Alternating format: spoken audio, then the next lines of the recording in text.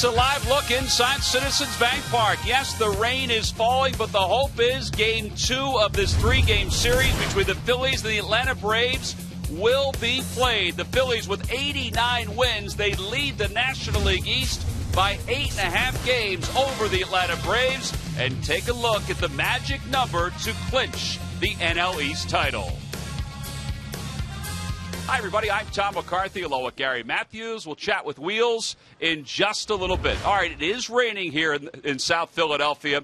The game and control of the game is in the umpire's hands. So Dale Scott, who's the crew chief, he'll decide whether this game should or should not be played. And the hope is, Sarge, and this is usually the case, that Major League Baseball wants a 162-game schedule. So they're going to try to play tonight. Yeah, well, they should, too, though. The Fighting Phils playing very well right now. But, you know, for the fans' sake, you want to be able to play all the games that you possibly can, and especially here since they're selling out. Not only that, Tom, guys are playing awful good. And don't forget, we're running out of days before the end of the regular season. All right, Sarge mentioned the fact that the Phillies are playing very good, certainly against the Braves in some key games the last couple of years. They've played exceptionally well. Last year in September, the Phillies had a 3-game lead with a 3-game series. They swept that. Sarge, they win last night in commanding fashion. Well, they sure do, though. And when you take a look at exactly those runs there, you can see why. The pitching has just been out of sight for the Fighting Phils. Look at that ERA. And not only that, they are starting to get key guys in that lineup hitting. And once they do that, they're very devastating, very tough club to win against. One of the key moments in last night's ballgame, it happened a couple of different times. The Braves kind of worked around Ryan Howard, the Phillies' cleanup hitter, to face Hunter Pence, whose numbers this year against the Atlanta Braves are outstanding. And Pence really made the Braves pay. A 2-run single to give the Phils the early lead, and then he tacked on another one. So again, the rain is falling here tonight. The hope is that we'll have baseball at some point. And it will be Vance Worley on the mound for the Phillies, his 18th start of the year. He'll be opposed by right-hander Tim Hudson, who has 14 wins and is making his 29th start of the season. Cliff Lee talked about the defense last night by the Phillies. He was part of it. So was Victorino. So were a number of other guys, including Ryan Howard. We'll have an update on the weather and the game when we return. Phillies baseball is brought to you by Budweiser. Great times are waiting. Grab some buds. By Southwest Airlines. Find our fares online only at southwest.com. By Toyota. Toyota offers fuel efficiency you'll love. Only better. By Xfinity, only from Comcast, the official HD triple play provider of the Phillies. By Coca-Cola, the official soft drink of the Phillies. By Citizens Bank, where for homes. Talk to us today about how we can help guide you to the loan that's right for you. And by Independence Blue Cross. No matter where you are in life or business, we have plans that fit. Go to plansthatfit.com.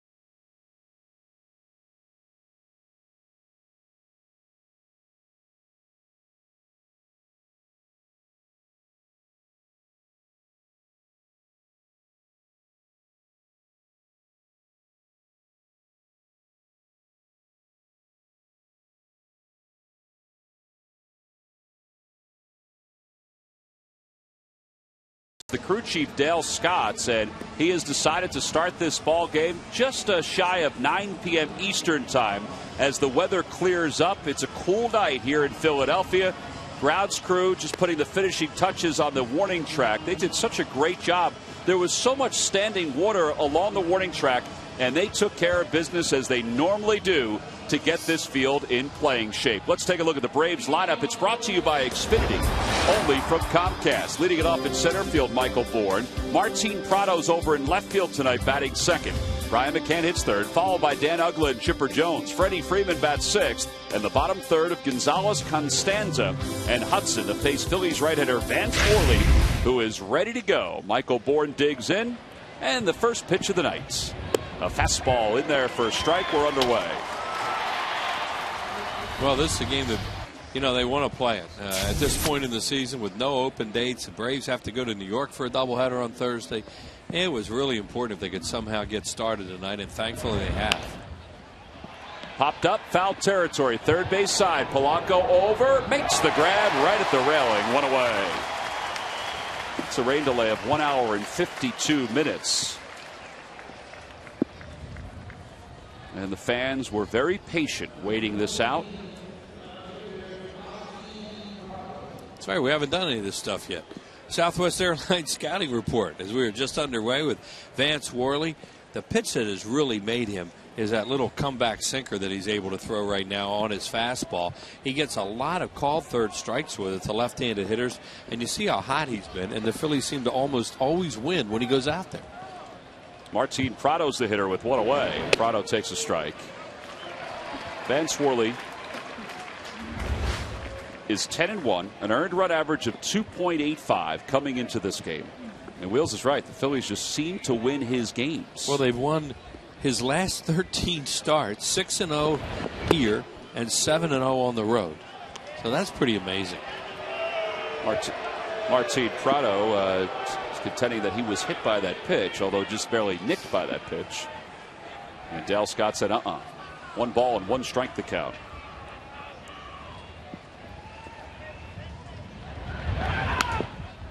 One and 2 the count.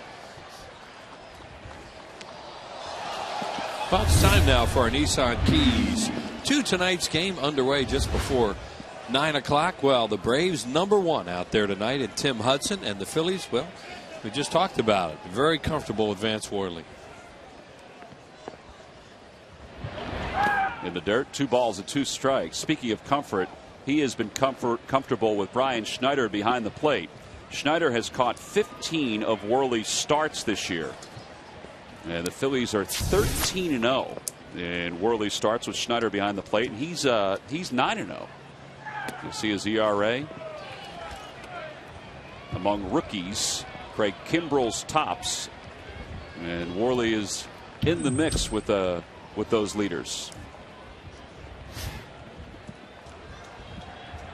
3-2 the count. And there's ball 4, so a 1-out walk to Martin Prado. During the 2011 season, Turkey Hill will contribute $100 for each Phillies victory and 5 cents for each carton of Phillies Grand Slam ice cream sold to support the Phillies youth baseball and softball programs. 1 away. Runner at first. Jackets are on in the Phillies dugout.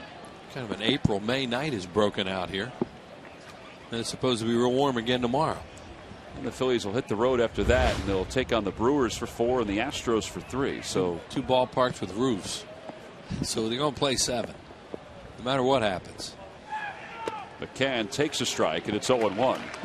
Brian McCann last night was 1 for 4. He made the last out of the night as he was jammed by Cliff Lee, and Lee just rolled it over to second base, or McCann, excuse me, rolled it over to second base. On the inside corner, 0-2.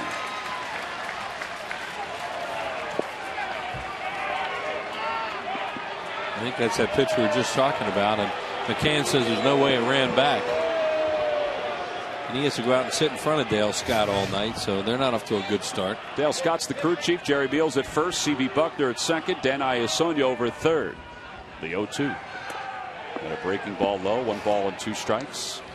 The wind, it looks like it's blowing really hard from right to left, and yet it feels like it's coming in the booth sometimes. So, you know, it's really kind of hard to tell what's going on here. But there you see what the flags look like. Line drive, base hit it to left field. So the Braves have 2 on and 1 out here in the first.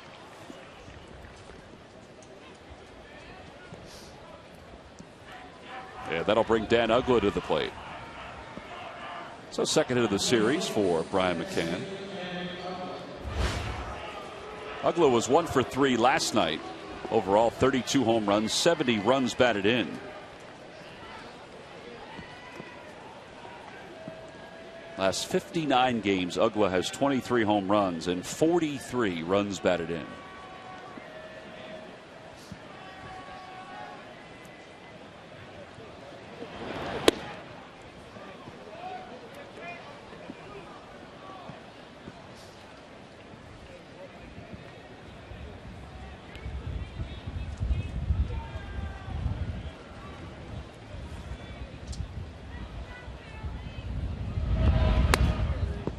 High, and it's 2 balls and no strikes.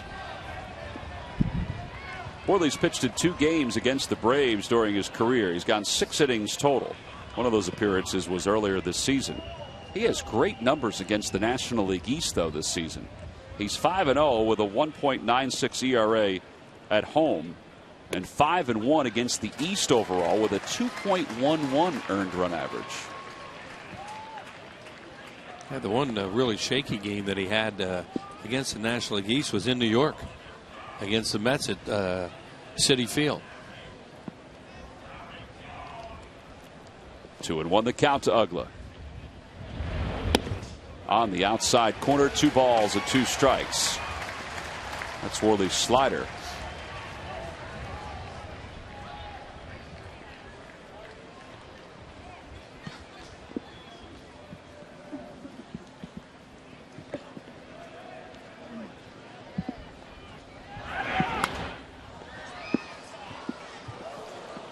Well, it's time to take a look at our Mazda League leaders. And 30 home run seasons for second baseman. Dan Uggla has 5 straight. Chase Utley has 3 overall. And those are some pretty decent names right there. Hall of Famer Roger Hornsby. Some folks think Jeff Kent will be a Hall of Famer. Kent has the overall number at this point, but the way Uggla's going, he'll have it. Swing and a miss. He's down on strikes. 2 outs here in the first. First strikeout for Worley. Threw a good slider, 2-1, and then the foul by Dan Uggla on maybe a fastball, and now he comes back slider again. So that's the point you were making, Tom, about Wade Snyder's been able to work him and use the slider there as an out pitch to Uggla. Well, 2 outs. Here's Chipper Jones. Jones did not play in last night's ball game because of flu-like symptoms. Overall, pretty decent year. 277, 15 home runs. And 60 runs batted in. How about those lifetime numbers against the Phillies we just showed there, too? He has killed the Phillies and the Mets throughout his career.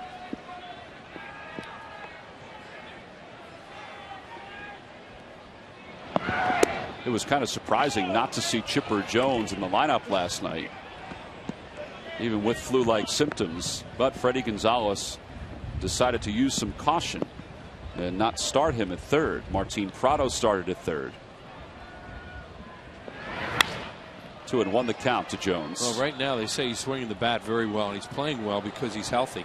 He's had a lot of rib cage problems over the last few years, and his legs have not held up. He's had to have surgeries, but his base is good right now, evidently, and if it is, this guy is just a tremendous hitter. Well, he's already committed to be back next year. Swing and a miss, 2-2. Ultimately, that's the final year of his contract. I think there's another option that's in there for the next year. 2 on, 2 outs here at the top of the first.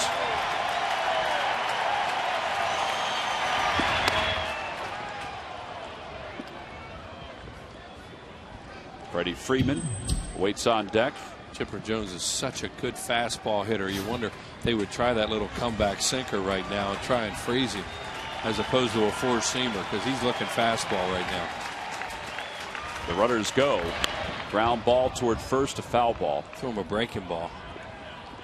In Worley's last outing against the Reds, he had a situation when Joey Votto was up where he used that two-seamer to get Votto looking on strikes.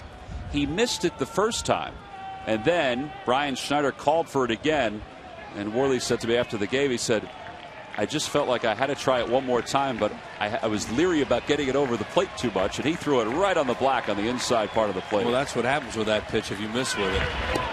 And a called strike three. Jones down looking. 2 strikeouts in the inning for Worley. No runs. 1 hit, 2 men left. And great placement by Worley to finish up the top of the first.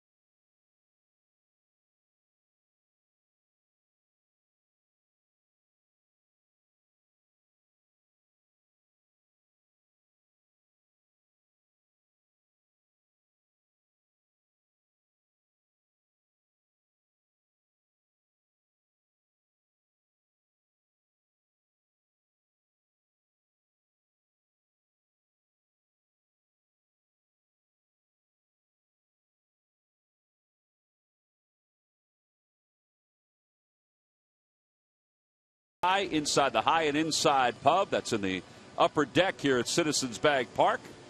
Let's take a look at the Phillies starting lineup. It's brought to you by Xfinity, only from Comcast. Leading it off in center field, Shane Victorino. Placido Polanco hits second. Chase Utley third, followed by Ryan Howard over at first base. Hunter Pence is in right field, hitting fifth. Raul Ibanez bats sixth. Brian Schneider does the catching. He'll bat seventh. Michael Martinez over at shortstop bats eighth. And batting ninth and pitching, of course, Worley. And they'll face 36-year-old right-hander Tim Hudson, who's making his 29th start of the year. In Wheels, it's his 21st appearance against the Phillies. And Tim Hudson's always a handful when you face this guy. You score off him in the first inning sometimes, then he really gets tough. Great numbers there. Their number 1 pitcher has an outstanding sinking fastball. He'll throw a slider, curve, his change is a split, and those are his lifetime numbers against the Phillies. So far this year against the Phillies, 1-0 with a 2.45 earned run average. Victorino leads it off, and he swings at the first pitch, and he pops it up. Over behind third, the wind is taking it into foul territory, and Gonzalez makes the catch. I'll give you an idea of what the wind's going to do. Chipper Jones was way up in case Victorino bunted, and Gonzalez was on his own there. There's nobody else going to get there. Turns out it's foul anyway with the wind blowing. See him pointing up right now like, whoo. And you can tell we're looking down below us, and the fans down there with the ponchos, they're really blowing around down there. So the wind could be a factor tonight. 1 out, Placido Polanco. Overall hitting .276 with 4 home runs, 43 runs batted in. Takes outside, 1-0. Polanco was 2 for 4 in last night's ball game. Numbers are not great against Hudson for his career.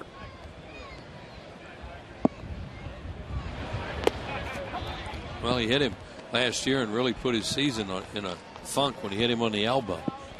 And Polanco really was not the same player after that. No, and because of that hit by pitch, he needed surgery this offseason, this past offseason, and has that guard on his elbow as he hits it foul. And it's 1 ball and 2 strikes to Polanco. There's that pad we were talking about. It's not as big as the one he wore last year. And he said he doesn't really think about it anymore. But he's thinking about it now. Well, he might be. With that guy out there. And you're right. He probably does dismiss it. But you don't dismiss it when the guy who did it to you is on pitching against you. Swing and a miss. 2 outs. The lucky the Lucky McDonald's Phillies home run jackpot contestant is Lawrence Redmond of Philadelphia. If the Phillies hit a home run in tonight's ball game, then Lawrence will win $100. So far, a really easy inning for Tim Hudson to this point, and Worley had to throw over 20 pitches in the first inning, and he got out of it. That excellent sinker he threw to Chipper Jones. Vance Worley gets a lot of called third strikes, it seems. Chase Utley was 2 for 5 in last night's ball game. And it's 1 ball and no strikes to him.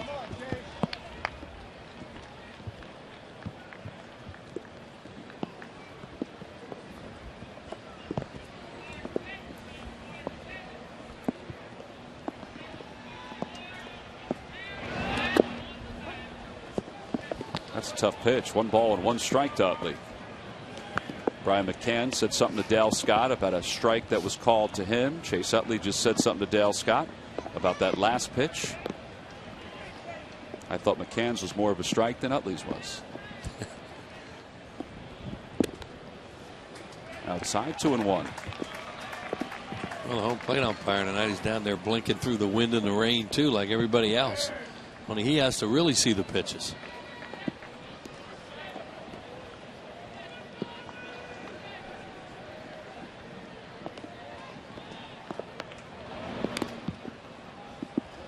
Ball's fouled at the plate. It moves to 2 balls and 2 strikes to Chase. Current temperature 63 degrees. Showers in the area. Wind feels like it's out of the northeast almost tonight, and blowing pretty hard as we showed. There's a hardy dude right there. Yeah.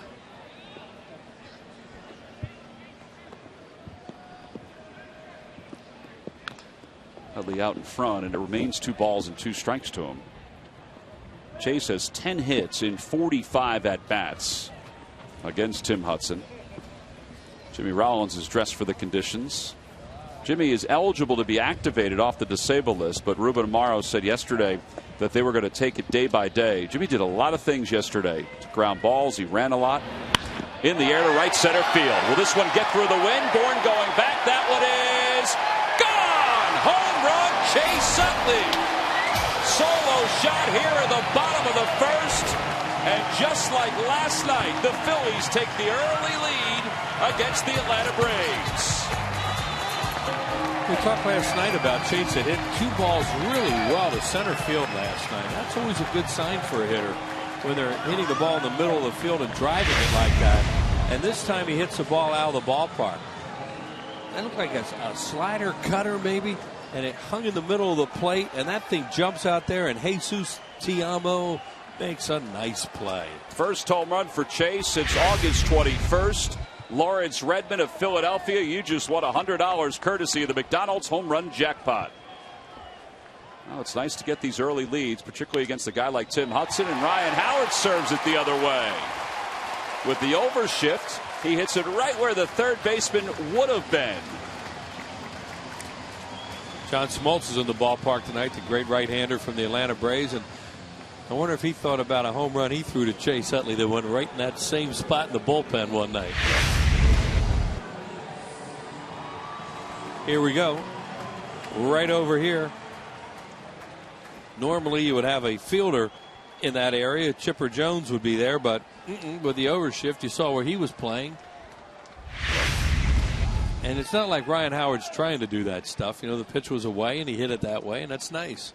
Now Hunter Pence the batter. Pence has had a good year against the Braves. Last night he had 3 runs batted in. This is really nice, the way to jump on Hudson a little bit like that, because the first 2 hitters, you know, he's making it look pretty easy. And then Chase Utley just smoked that thing. And you're right, you wondered what the wind was going to do to it. Now you wonder where it would have landed if the wind had been just steady. Hit sharply right past Gonzalez into left center field. Howard stops at second. 3 straight hits for the Phillies. An example of what we talked about with Tim Hudson. Like so many great starting pitchers, you can get them a little bit in the first inning. We've seen it happen here with Halladay once in a while, with Cliff Lee, those kind of pitchers. And Hudson's like that. Sometimes it takes him a little while to settle down, and if you can get runs off him, go get him.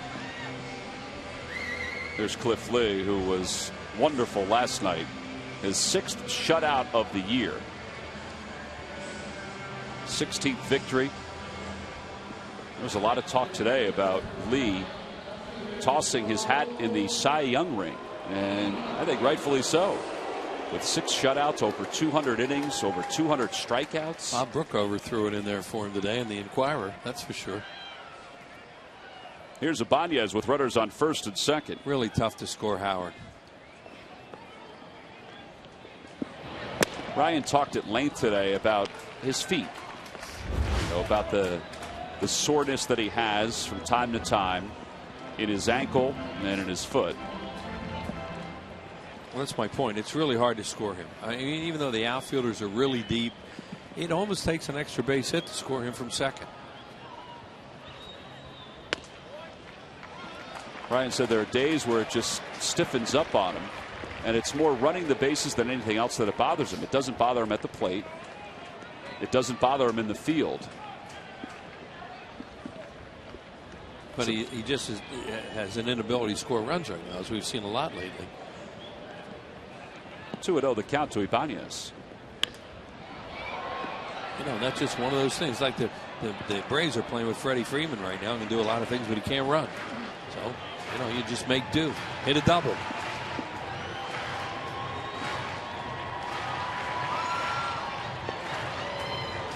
Freddie Freeman, same thing. He can play the field, he can swing the bat, he just can't really run. He has a hip flexor. Ryan's problem is his left, I guess you could say his left ankle or his left Achilles.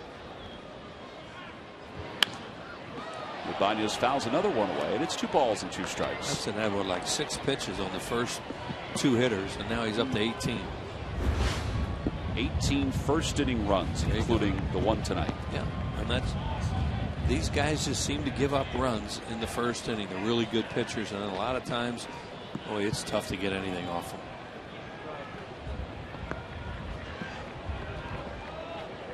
That guy gave him the lead with that homer to center.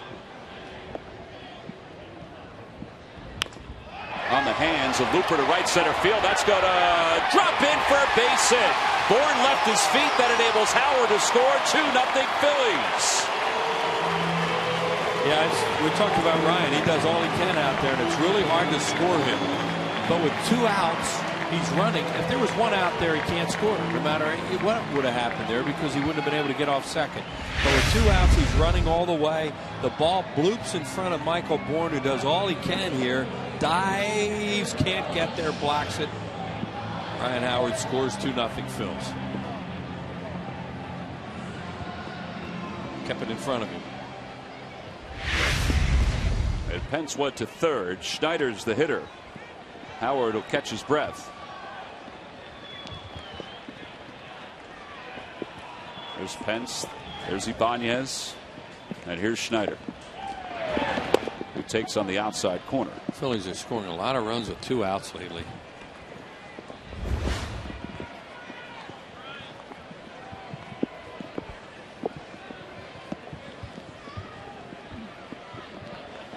Folks trying to stay dry. 0-1 the count to Schneider. And it's 0-2. This is Brian Schneider's 30th start of the year.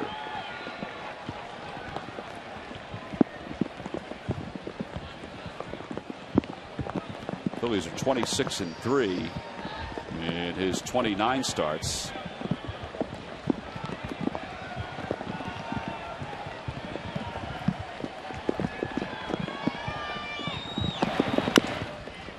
Slow chopper towards second. And Ugler throws out Schneider. The side is retired. 22 pitches for Tim Hudson. He allowed 2 runs, including this one on Chase Utley's 10th home run of the year into the Phillies bullpen. Jesus Tiamo sitting there waiting.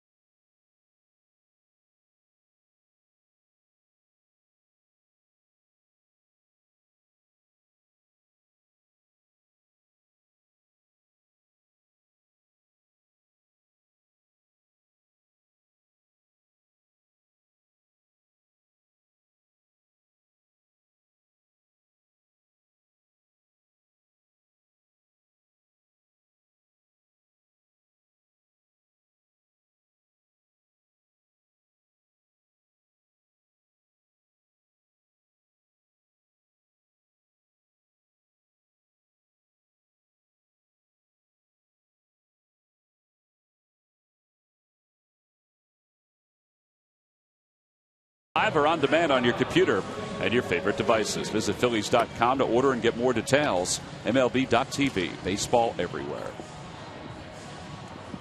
2-0 Phillies as we head to the top of the second. Game that was delayed an hour and 52 minutes at the start. Chase Utley, about 2 hours and 20 minutes after it was supposed to start, gave the Phillies a 1-0 lead.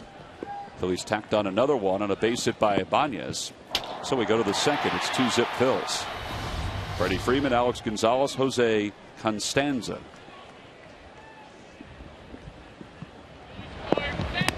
And a strike on the inside corner. Freddie Freeman, a .291 hitter, 18 home runs, 64 runs batted in.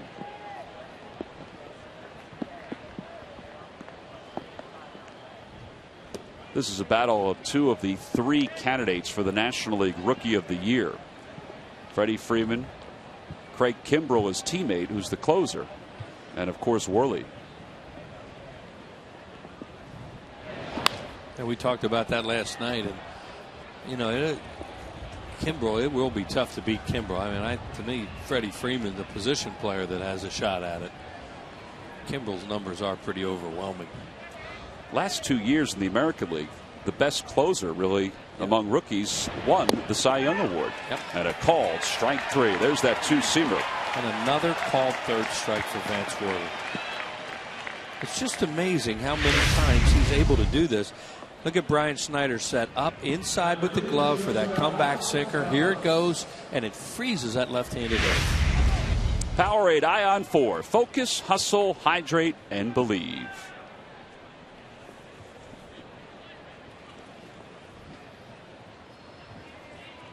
Alex Gonzalez is the hitter with one out here in the second. People around the Braves watching Worley that have been with him for a long time will look at that and think that's Greg Maddux. Because Maddux was the best throwing that pitch. Maddux passed it on to Kevin Millwood, who threw a pretty good two-seamer in really the same spot with probably a little more velocity than Vance Worley. And the whole key to that pitch is to freeze the hitter and to keep it from running over the middle of the plate too much, because that's when they get hurt with it. If they pick it up and they see it and it's moving away a little bit like that, that's when they can hammer it. When they throw it right at them, they don't react. Well, and Worley uses it against right-handers toward the outer half, and they give up on it thinking it's a ball. Right. And it comes back over the outside part of the plate. That's why he gets so many called thirds. They're going to go inside, and it's a fly ball. Right center field, playable for Pence. Not that deep as the wind brings it in. 2 outs. On the Toyota Major League scoreboard, Steven Strasburg went the first 5 innings, did not give up a run. The Nationals led it 3-0. He scored a run, too. But then the Dodgers scored 3 against the Nationals bullpen. This was Strasburg's first start in the majors since he was injured here at Citizens Bank Park last August. Yeah. Had Tommy John surgery and back about a year later. They wanted him to go 60 pitches tonight. He threw 56 in 5 innings of work. And he is good. Constanza the hitter, and he hits one back toward the middle. Easy play for Martinez. Floats the throw. And another easy inning for Vance Worley. Side is retired in order. We've played 1.5 here in Philadelphia. It's the Phillies 2 and the Braves nothing.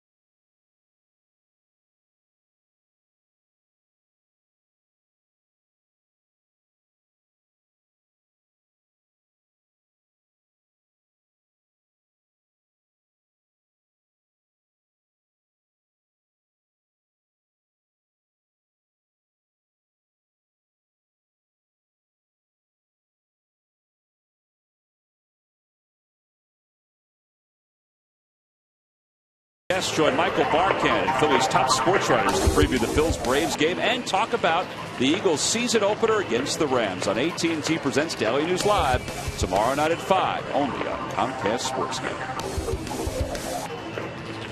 Michael Martinez starts things off for the Phillies here in the home second.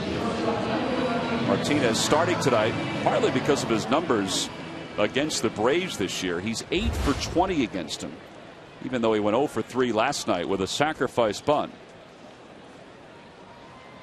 We thought it was odd at the time because Cliff Lee was up after Martinez. And that's exactly what Martinez was trying to do. He wasn't trying to sacrifice last night. He was trying to bunt for a base hit, as we found out after the ball game. Yeah. Turned out to be a sacrifice. Lee was retired, but then Victorino came up with a 2-out base hit. Yeah, you don't bunt in front of the pitcher. And that was just a brain cramp on Martinez's part. But he had been talked to a little bit about it. We mentioned on the air the other night, he's got to get better at bunting if he's going to be a utility infielder in this league. And thought he put down a bunt there. And that wasn't the time to do it. But he was bunting for a base hit, obviously. He wasn't bunting the sacrifice because there was no sign. It was proper technique, though, to sacrifice if he wanted to, if he was choosing to go that way. Wrong time, though. And there's no way the pitcher was doing anything to prevent him from sacrificing because Derek Lowe had to think, what was that? So that was one of those moments where you thought, that didn't look right, and we'll better find out what happened. 1-2 the count to Martinez. And strikeout number 2 for Tim Hudson. 1 away. A reminder that tomorrow is Goya Latino Family Celebration. Enjoy Latino music, dance, and food during this annual celebration. Fans are encouraged to bring Goya products to the game for donation to Phil Abundance. Goya will match each donation made at the ball game. I think that Vance Worley does get a lot of called thirds. How about 49 out of 93? That's a lot. That is a lot. Really. Thank you to Carl Graber. Found that for us. He does like to swing, and he swings at the first pitch. Hits it right to Chipper Jones. 2 outs. Chipper was playing in on the grass.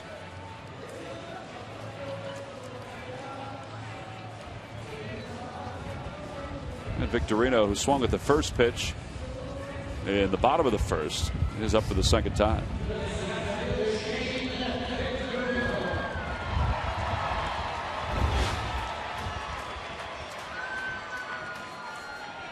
Victorino 0 for 1, 1 for 5 in the series.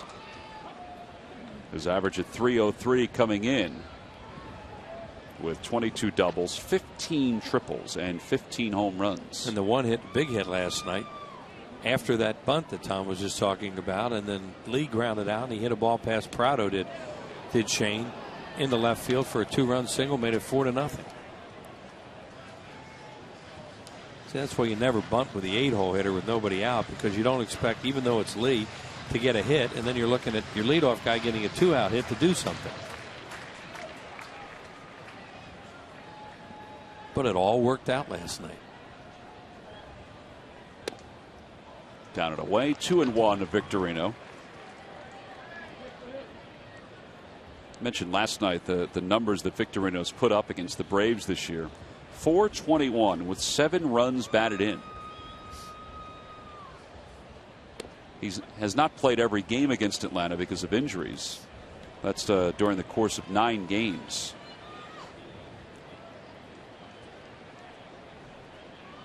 But it's a refreshing turnaround from the last couple of years.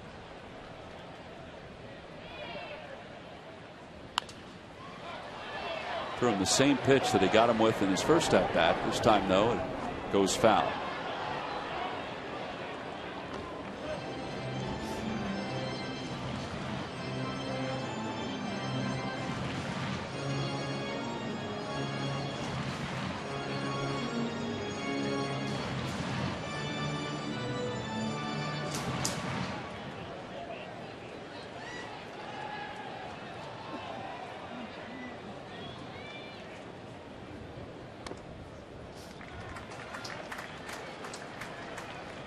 Tim Hudson's won 179 games during his career.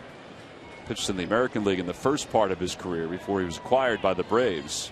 His earned run average overall 3.39. He just walked Victorino. Wheels are going to give you a couple extra innings to figure this one out. It's time now for the Dodge Stump the Fans trivia question. Log on to Phillies.com, go to the fans section for all the information, and please submit your answer on the subject line. Name the player that holds the Atlanta Braves single season record for most hits in a season with 219. Just so you know, a majority of his hits were singles. I got to guess. Placido Polanco went down on strikes his first time up. Shows bunt, takes strike one.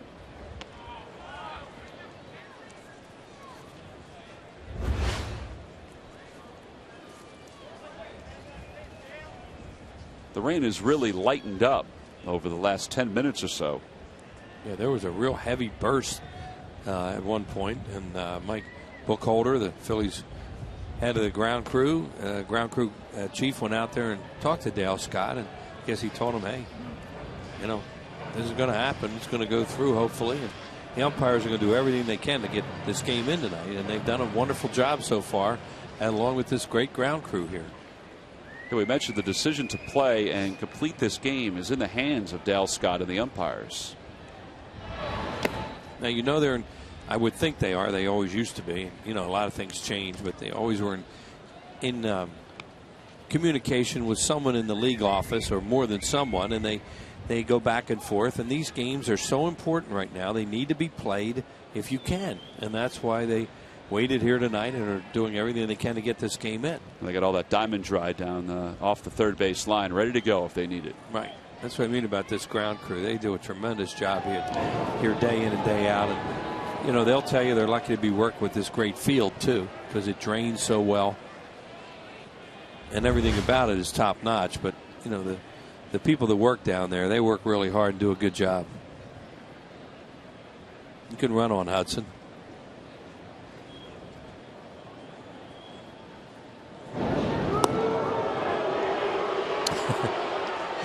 Fans are thinking, we didn't come to sit out here and watch you throw over to first. Let's go.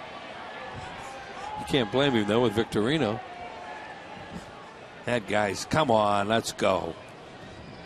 It's a hardy group that's here right now.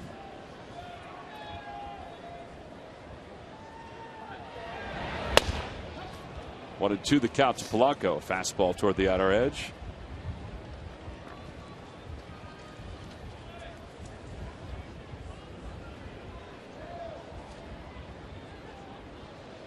Victorino does not have a big lead, at least at the outset, over at first. He's been getting back standing most of the time. He doesn't go. Ground ball toward the hole. It's short. Gonzalez backhands, throws off balance, and it's in time to get Polanco. Freeman picked it on a hop, and the Phillies leave one over at first. We've completed two. On to the third. It's 2-0 Phils.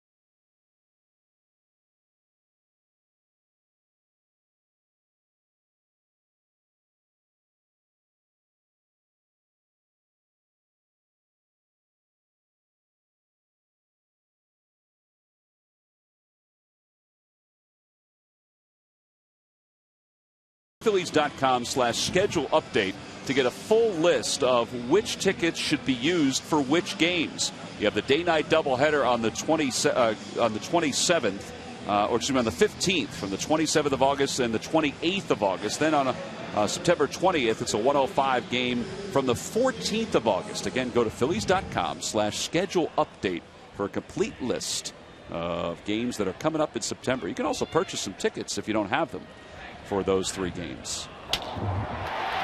Top of the third, Tim Hudson will lead it off for the Braves. Hudson, a 138 hitter with a home run and 4 runs batted in. And Worley starts him off with a sinker down and in, 1-0.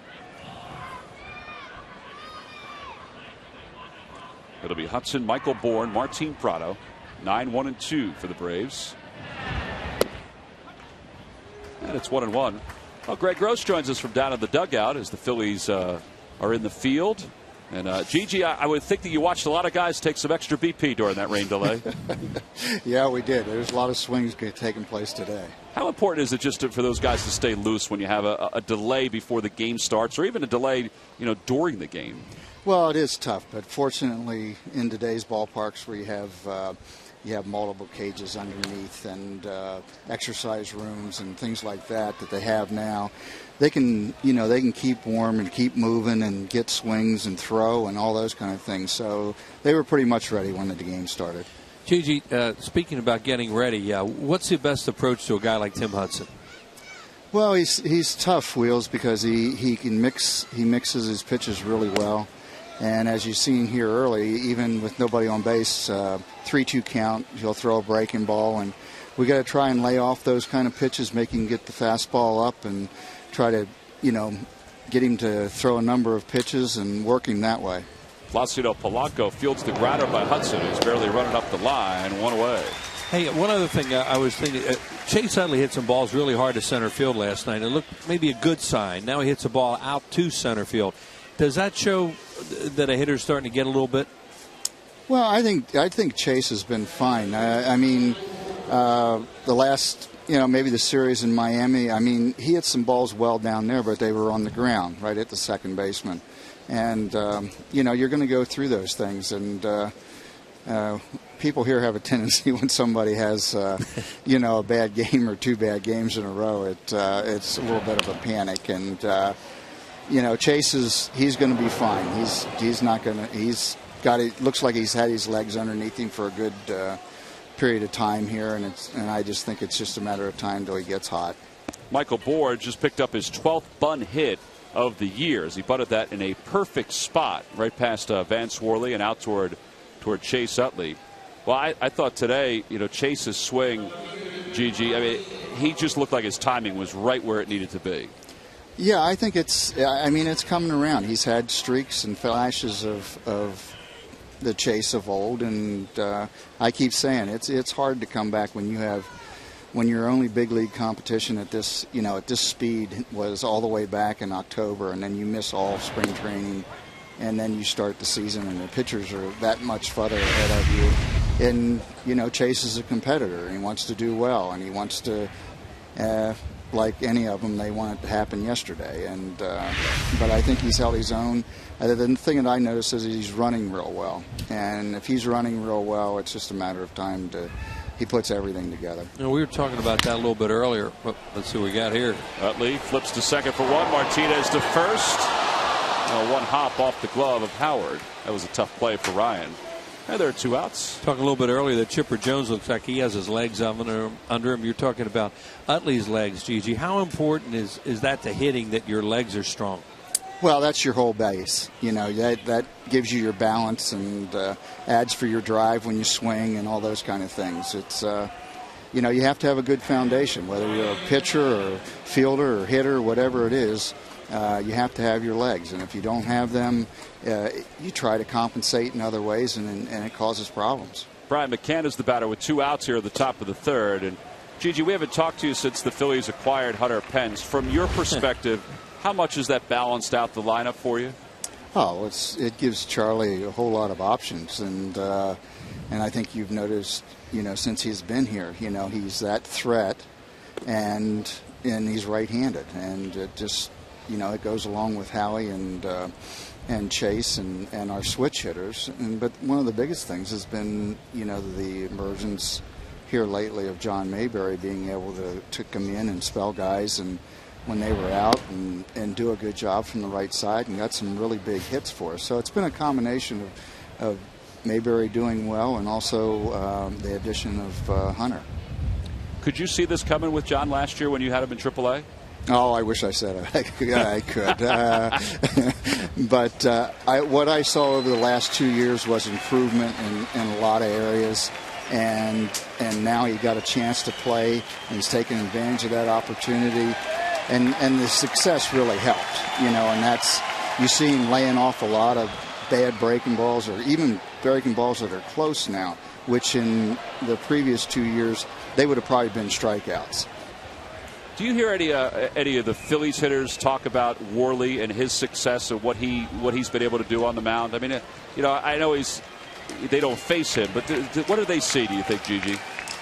Well, they see, just like the rest of them, a competitor. And I think when he first came up, he pitched a little bit, but you noticed his pitch count was high and things like that. And he didn't, he'd barely get through the fifth inning. And I think he's learned to attack the zone more, get ahead, use his defense.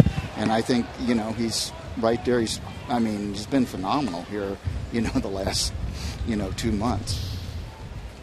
Greg Gross joining us here at the top of the third. It's 2-0 Phillies. A runner at first. Brian McCann is the batter. The count is 3 balls and 2 strikes as Vance Worley's battling to try to get through this third. And a called strike 3. Gigi, we appreciate it. You were good luck. You got us through this top of the third. Thank you very much. Always a pleasure, guys. All right, Greg Gross, our guest. Vance Worley picks up another strikeout, looking 4 so far in the game. He leaves 1. We've played 2.5 here in Philadelphia. The Phillies with 2 runs in the first lead at 2-0.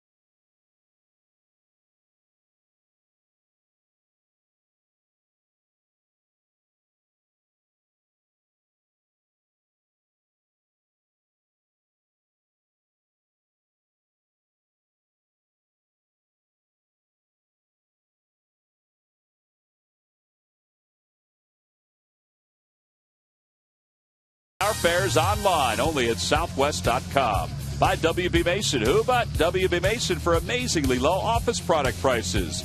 And by Mazda. Zoom, zoom. 2-0 Phillies, bottom of the third. The Harry Callis statue that's out near Harry the K's in left field. I go by there often before the game, and people are crowded around it, as you would imagine. And a lot of times it's from the start of the game to the end of the game. And it's a beautiful work of art.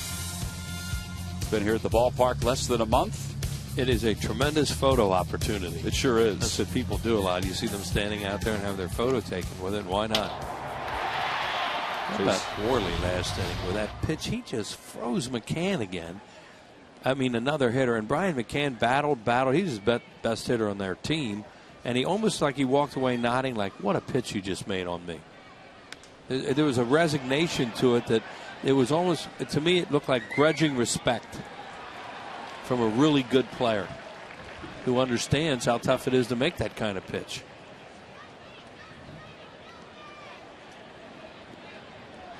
kind of a coming of age. He did the same thing to Votto in the last start. Votto said the same thing. He said he stunned him. The 0-2 to Utley. Off the end of the bat, down the left field line, slicing out of play. When we're talking to Gigi in that inning, a big part of that inning was the fact that Bourne never got a chance to run. And now watch his reaction there. Now watch him just shake his head like, man, how did he make that pitch on me? Look at that. Ooh. That was really good stuff. It really is the same reaction that Votto had the other day in Cincinnati. It's a guy going, whew, that's a heck of a pitch. Utley, who homered his first time up to give the Phillies a 1-0 lead. Phillies tacked on another one in the first.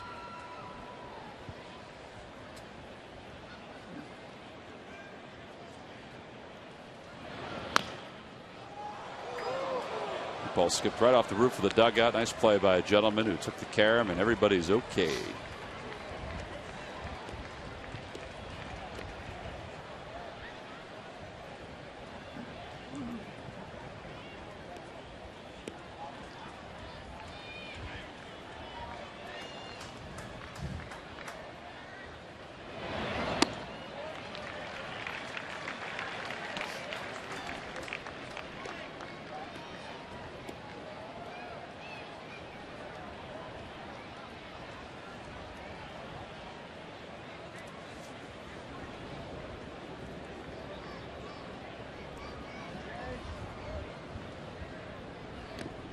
To the count to Utley.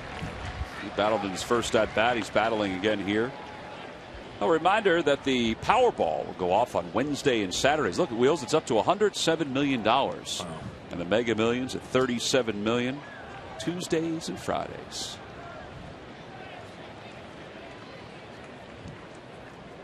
Be a nice hit.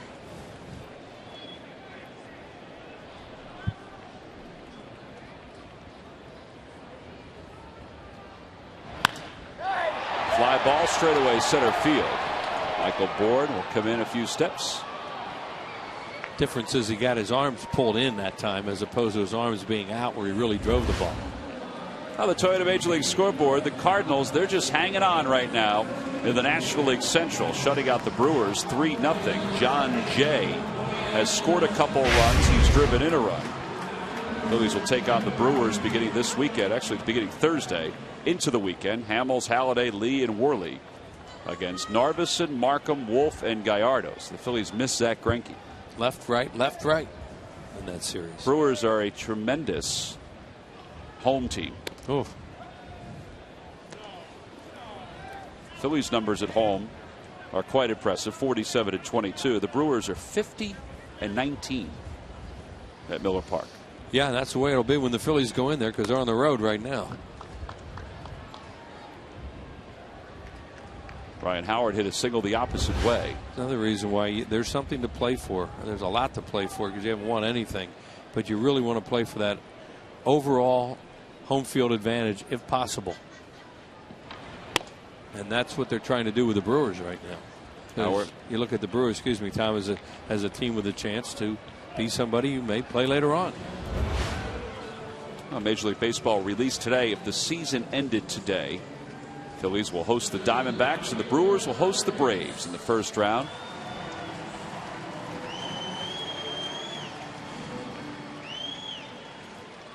Phillies' magic number to clinch the division is 16. To clinch a playoff spot is 7.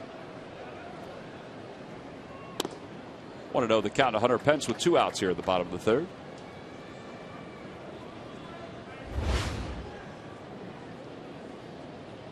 Pence has 3 hits so far in the first 2 games.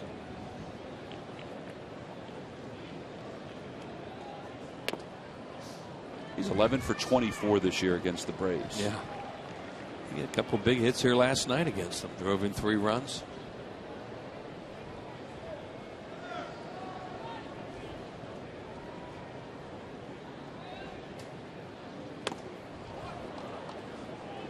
See Hudson starting to deal a little bit now after the first inning. He's in better spots with everything. That doesn't mean you still can't get him, but it was nice to get a couple early. And also run his pitch count up. Yep. It's at 52. Here's the 53rd pitch of the game. They took him out after 6 innings his last start because they're looking at him as, you know, they've lost 2 guys, big guys, Jurgens and Hansen, and they're thinking, boy, Hudson's our horse the rest of the way, our #1 guy in postseason, and we don't want to wear him out. Freddie Gonzalez is hoping to have Hansen back in the next 10 days. Jair Jurgens won't get to a mound for 2 weeks, so he may not be ready for the postseason. I think that ball got the foot of Hunter Pence. Well, he thought it did. And you know, he was looking down there though at the last minute like, oh man, that may roll fair. I should have run. Who knows with Hunter?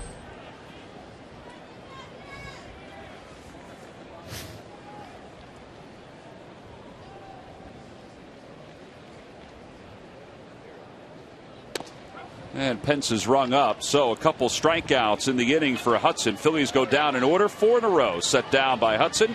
We played 3 here at Citizens Bank Park. We got started a little late. The Phillies lead it 2-0.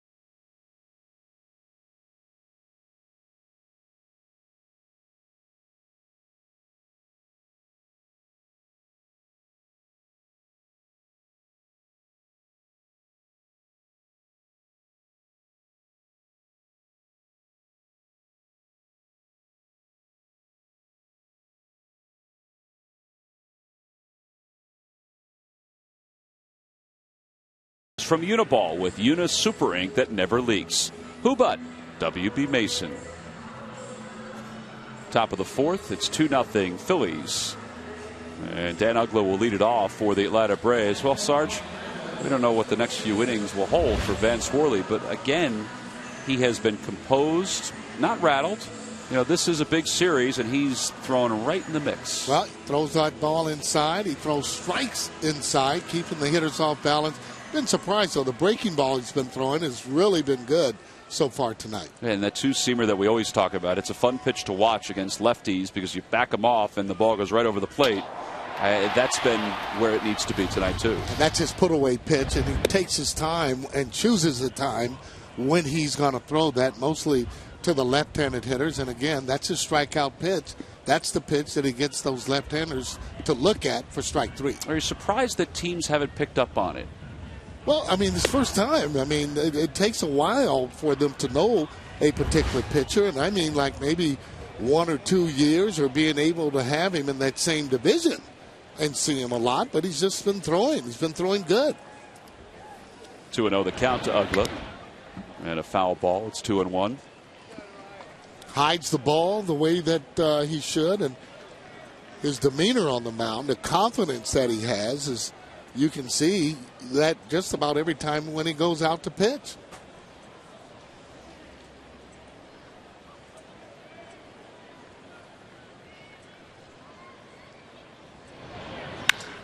To right center field. That ball is smoked. Pence and Victorino going back, and that one is gone. An opposite field home run for Dan Uggla's 33rd of the year.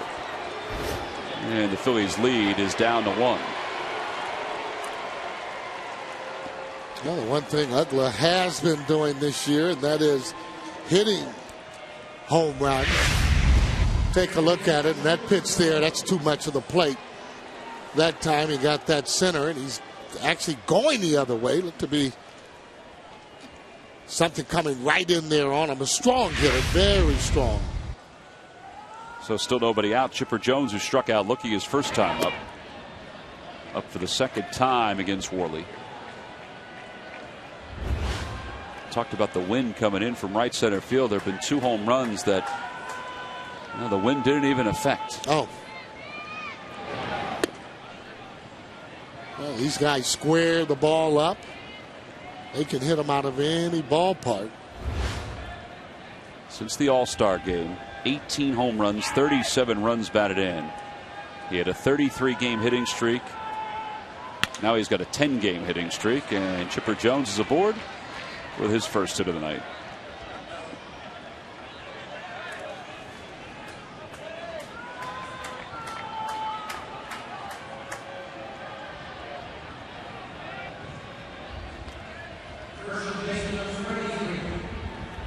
And now Freddie Freeman.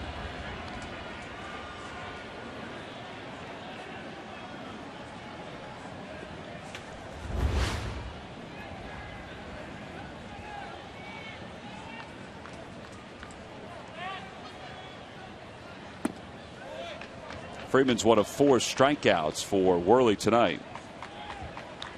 He has 3 strikeouts looking and 1 swinging. That was Ugla in the first.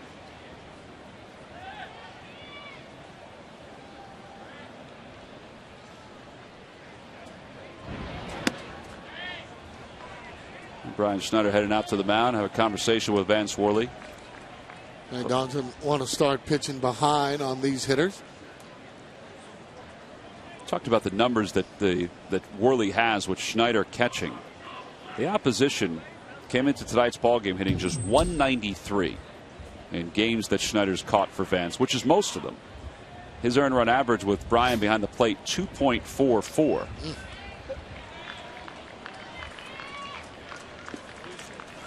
Well, whatever the effect, the results have been the way you want them.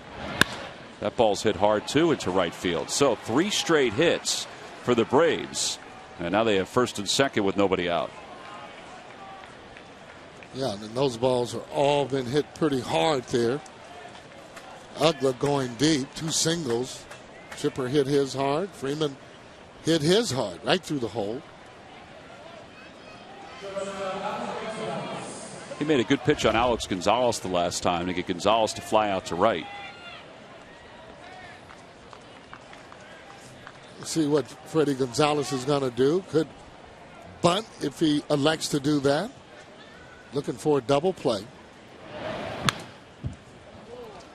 I guess with Constanza on deck and the pitcher due up next, he's decided to let Gonzalez swing away. Well, Gonzalez, too, one of those guys that can hit the ball out of the ballpark. We've seen him do that before. Yeah, I guess the other reason, too, that they wouldn't bunt would be Chipper Jones, not a fast runner these days. Hit toward third, a foul ball, just foul. 0-2 the count. Dan Iasonia is the third base umpire.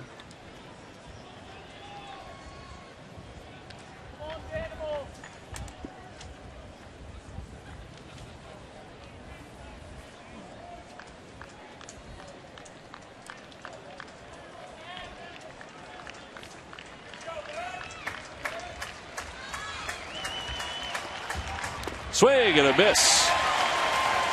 And Gonzalez struck out for the first time tonight. 5 strikeouts overall. 1 away here in the 4th. Wow, that was big. Just what the doctor ordered there. Getting that strikeout. Good breaking ball there. Off-speed pitch. Yeah, that ball moved kind of back in on him. But looking back, he can't believe it. Great reaction by the gentleman in the first row with the blue poncho. He made the strike call that you would normally see from the umpire. Oh, boy. That gentleman right there with the blue poncho. Well, they get into it. Constanza grounded out to short his first time up. 0-1 the count in this at-bat. Very difficult runner to double up. He is, you would think, fast from that left side. You always have that one step.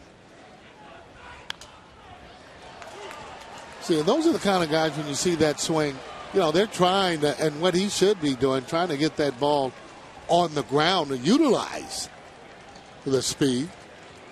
And when you first get here, all you're concentrating on is just trying to get hits. Takes you a while. Just a bit outside, 1-2. We need that gentleman next to the crowd, Mike. He's been pretty animated tonight. Or maybe it's better that he's back there. I was going to say, he's fine right where he is.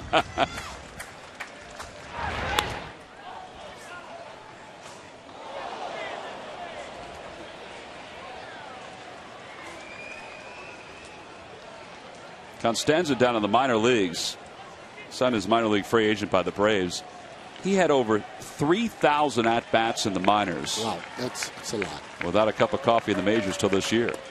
And he got him. Schneider hangs on to the tip. 6 strikeouts for Worley. 2 away here in the top of the 4th. Boy, just filthy. Watch this ball move away from him. Don't know exactly what kind of swing. We'll call that a chop going there. Yeah, he may not have gotten the tip of it. You know, if Dale Scott didn't make a signal, I thought I heard a foul tip. He may have went right on over top of it. Well, it looked like he was anticipating the ball inside, and it was outside. Tim Hudson, the hitter, and he takes ball 1. Pretty good pitch. Yeah, you're not going to get any belt-high strikes tonight from Dale Scott. Quality pitches he still needs to make.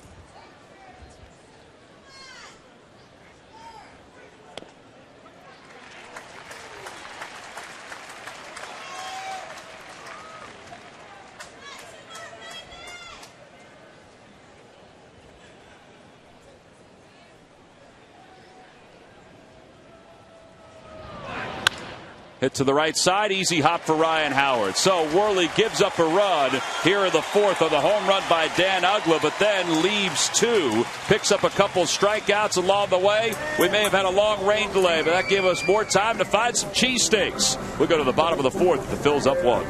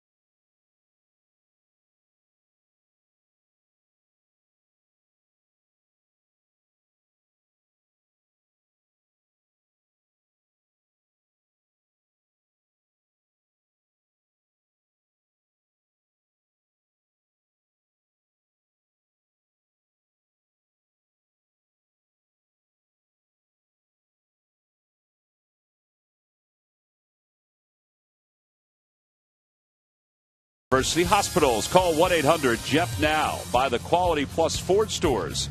And buy Budweiser. Great times are waiting. Grab some buds. Oh, Whitey's had a lot of folks around him this entire summer out there in Ashburn Alley. Not many home games left here at the ballpark. We mentioned the rescheduled games. Now you should go to Phillies.com to check out the schedule updates. And we mentioned also that you can purchase tickets for those 3 games still. So when you go look and see what games are available in September, I know a lot of folks keep hearing 192nd sellout. Tonight it'll be 193. But there are some seats still available for some of the remaining home games here at the ballpark. Raul Ibanez leads it off in the bottom of the 4th. He singled home a run his first time up.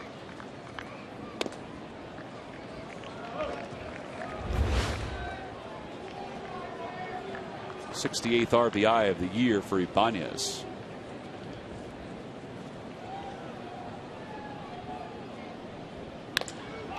Line drive to center, and it hangs up there for Bourne. The Phillies are proud to introduce Phillies Fitness, a healthy lifestyles program for children presented by NovaCare Rehabilitation. Children K through high school learn the importance of being fit through exercise and making smart food choices. The program is open to physical education teachers during the school year. For more information, email fandev@phillies.com. Brian Schneider grounded out to second.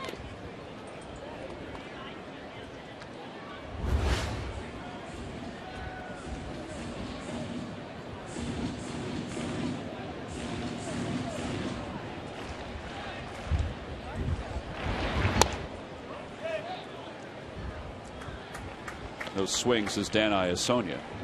I don't know a whole lot about pitching, Sarge, but what I've always liked about Hudson, he has great mechanics. Great mechanics, and he's another one of those pitchers, good pitcher, that you got to get him early because he starts to settle down.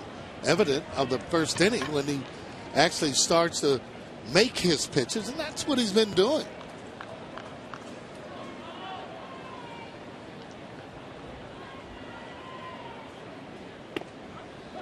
And a called strike three. 2 outs, 4th strikeout for Hudson. Pitcher's pitch there. Should say 5th strikeout. Active career leaders in wins. Hudson at 179, 3rd behind Tim Wakefield, who's trying real hard to get that 200th win. And then Doc.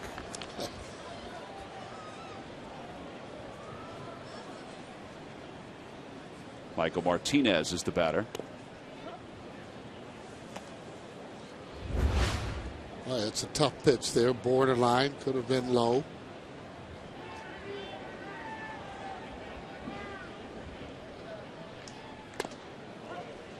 Oh, boy. Well, if he's going to call him down there, hitter has to try and make the adjustment. Meaning that if it's low, you got to go out and swing at it.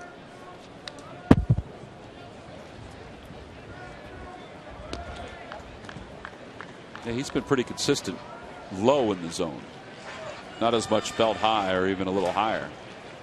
Well, and if that's the case too, the umpires, if that's their zone, the hitter's got to make that adjustment as he's getting ready to throw it down there again.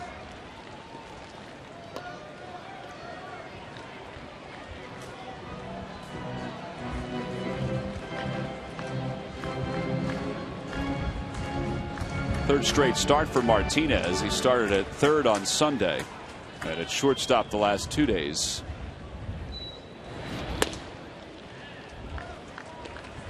Jimmy Rollins is eligible to be activated off the disabled list. I know you saw him yesterday. I talked to him for a little bit yesterday. Said he did a lot of working out yesterday, testing that groin. And they're just going to keep monitoring it on a day-to-day basis just to see when they'll activate him from the DL. Well, he wants to be healthy because when he gets off, he wants to be able to come in there and play and produce.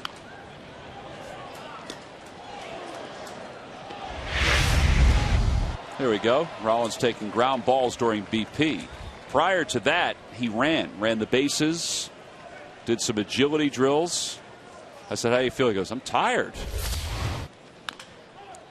Which is good because he was able to do a little bit more yesterday than he did the day before and the day before that. Yeah, and you always have a trainer that is out there monitoring exactly what he's doing, and the movement that he makes will determine whether or not he can come off that DL and if he's feeling good.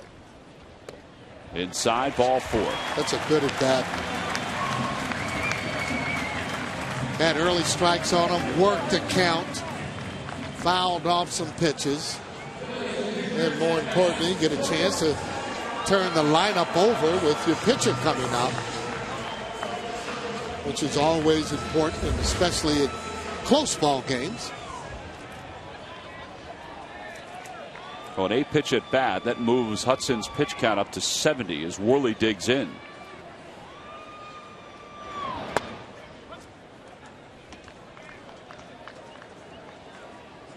Worley's average at 237. He's had some pretty big hits. Yeah, he has. Been swinging that bat pretty good.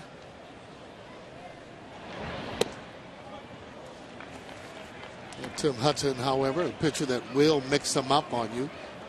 Cutters, the breaking ball that he throws, and there's another pitcher that throws inside, and that's why he's been successful with his victories.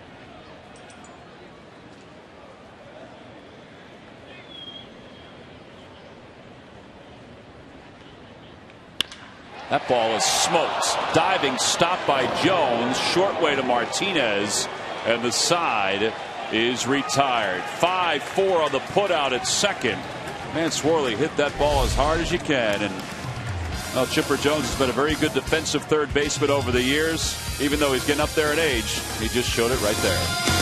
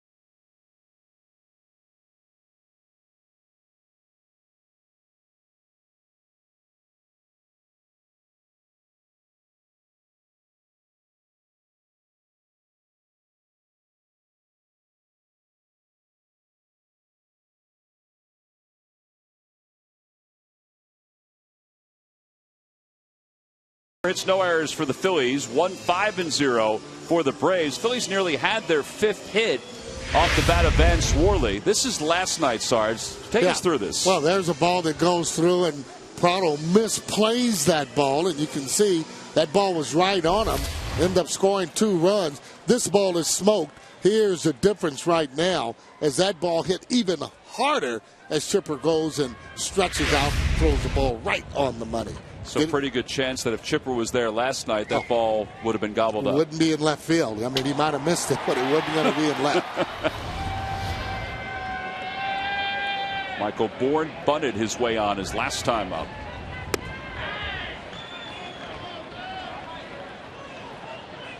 One for 2.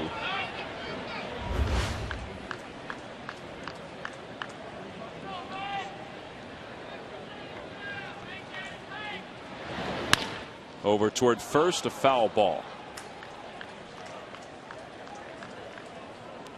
Okay, Michael's improved as a hitter.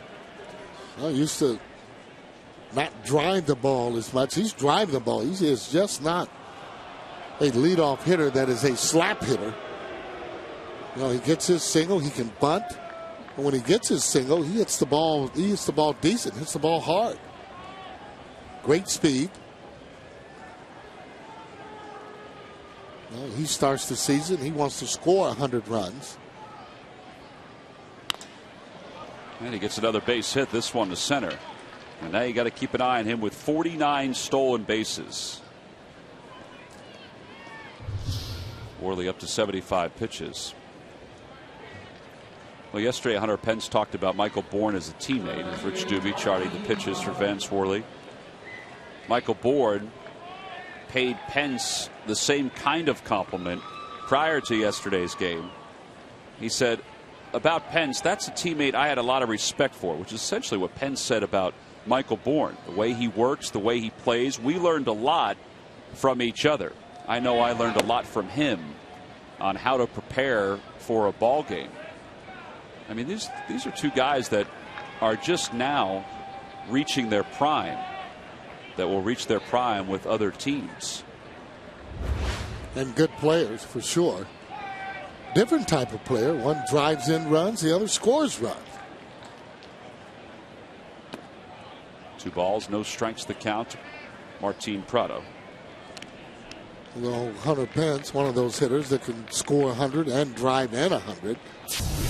We don't think Michael Bourne will be doing that, but that's what he's good in, and that's those stolen bases.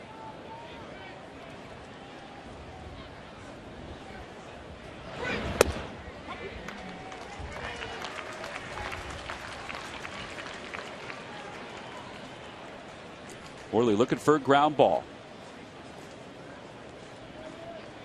Well, Bourne there, and it's on first base. He is looking, definitely trying to steal, but he's going to look at Worley's heel. That heel comes up, he'll get back to first. There he does. Base stealers, they look at the heel of a pitcher. That's the first thing that has to move. He's got to move that right heel up and then turn. Got to come off of that rubber. So his back leg. Davey Lopes always talked about that. That's what he looked for. Ground ball back toward the middle. Martinez right around the bag. That's a 6-3 double play. Can't draw it up any better than that. Not a surprise that Michael Bourne wasn't running. Good job, however, by Worley not trying to really catch that ball and to let that go. Here it is there. Martinez, well, he did try and catch it, although Martinez really in good shape right around there. Good arm makes it an easy double play. A 2 away. Worley wipes off his glasses.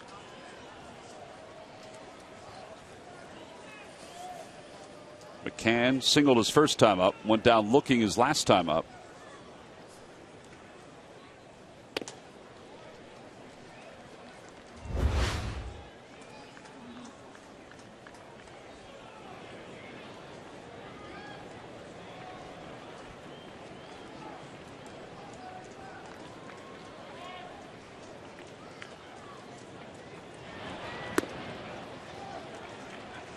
Now the Toyota Major League scoreboard. Red Sox, they put a beating on the Blue Jays, 14-0. Marco Scutaro had 4 hits, 4 runs batted in. First time in team history.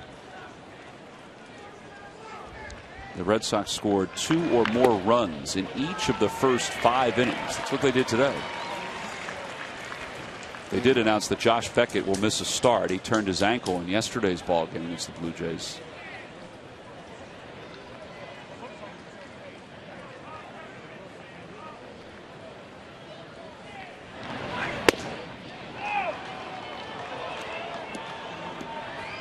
You see how careful, too, you have to be with these hitters. And you don't have the 95. You got to be able to hit your corners. He's been up and down and trying to stay away from the power swing middle in. If it's in, he wants it all the way in. Out toward left center field, not deep. Victorino's over, makes the catch. That was a good pitch by Worley. He got it down toward the hands of McCann. No runs, 1 hit, nobody left. 4.5 in the books. Shane Victorino, the top of the order, will lead it off when we get back.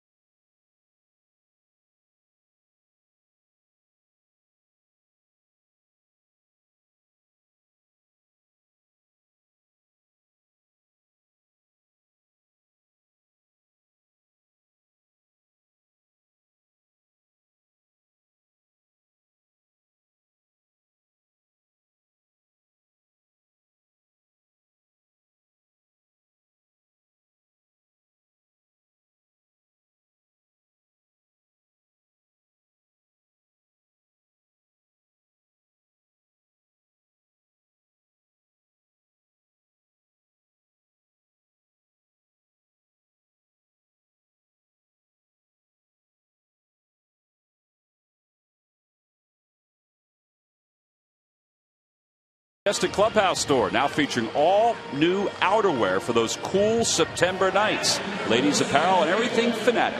The Majestic Clubhouse store at Citizens Bank Park, open daily from 10 a.m. until 6 p.m. Bottom of the fifth.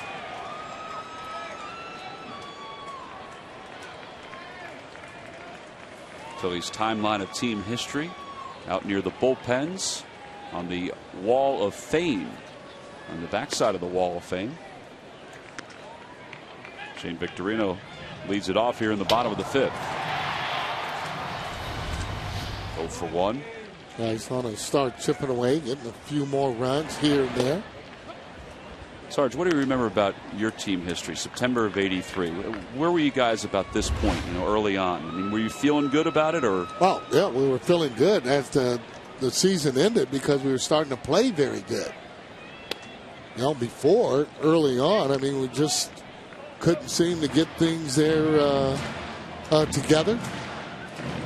Joe Morgan having the great month there in September really kind of got us on into the playoffs. Popped up left side. Alex Gonzalez took a look at Chipper Jones and makes the catch. Well, speaking of that '83 team, you guys finished with 90 wins, won the division by 6 games over the Buccos. You, of course, won the National League Championship Series MVP. Look at the Wheeze kids. Morgan at 39, Tony Perez at 40, Pete Rose at 41. Pete Rose didn't play a whole lot. His time with the Phillies was kind of winding down. Yeah, and that John Denny winning the Cy Young Award that year. I'll tell you, that was a good time for me. Only time being in the World Series, and only got there once. And there's some Hall of Famers that's never been there one time. Ernie Banks talks about it all the time, along with Billy Williams, wondering how they would do under those type of circumstances. Everybody that's a great player don't always hit in the playoffs. 2-0 the count. Well, I would think it's exhilarating as a player to be in those situations, but to perform like you did in the National League Championship, that's got to be over the top. Well, you really do feel good, and more so about just getting in. But when you're having a good year or even a good series, you do. You feel good. And when they're throwing the ball, it's almost like a basketball coming up. It's just a matter of where you're going to hit the ball. That's how good you're seeing it. You wonder why you just can't do that all year long. But it just doesn't happen that way. Polanco takes 3-0. It's 3-1.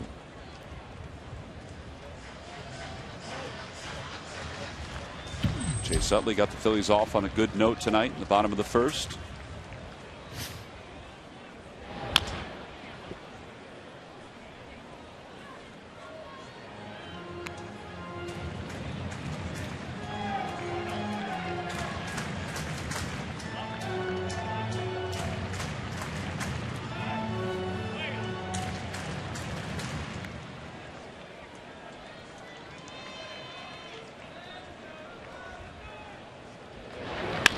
Back toward the middle, knocked down by Hudson. It's a pretty good play to control that off the mound. 2 outs here in the fifth. Well, let's go back to October 8th, 1983. That's right, the Sarge. Look out. That ball outside?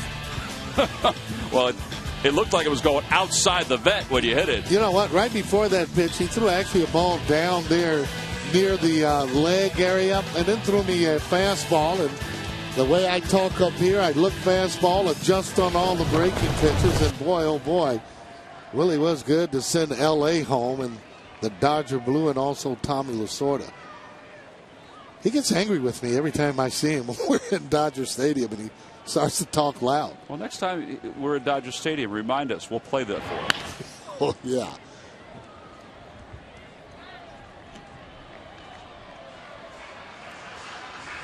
Phillies won the National League Championship, went on to take Game 1 of the World Series at '83. And wound up losing to the Baltimore Orioles and a young guy by the name of Cal Ripken. Yeah, that was not a pretty sight. Lost 4 in a row.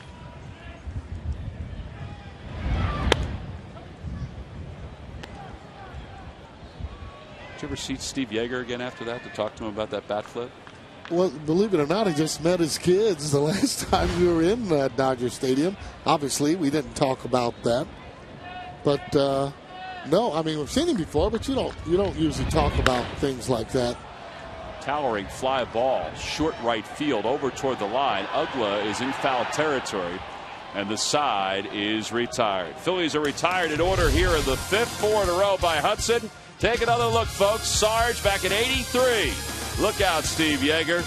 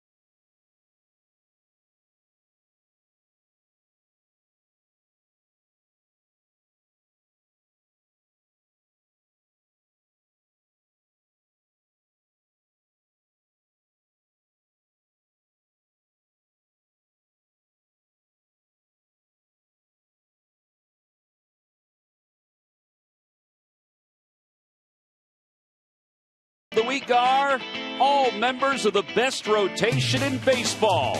From opening day to the opening day of September, the starters have led the way, posting the best ERA and strikeout total in the majors. Losing streaks are an afterthought when every night a top-of-the-line pitcher toes the rubber. The veterans on the staff knew from the beginning that they would have to earn what everyone else anticipated. And from the looks of it, they're getting pretty close. And it's brought to you by Independence Blue Cross.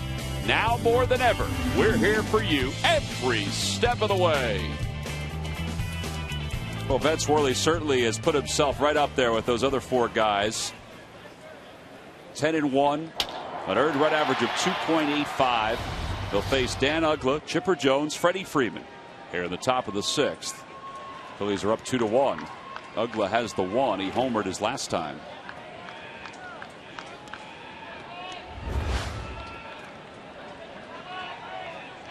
.33 home runs, 71 runs batted in for Ugla. He's moving up the ranks among National League leaders in home runs. Surprising, though, he's not moving up the ranks in RBIs. Well, I mean, he's hitting home runs with nobody on base.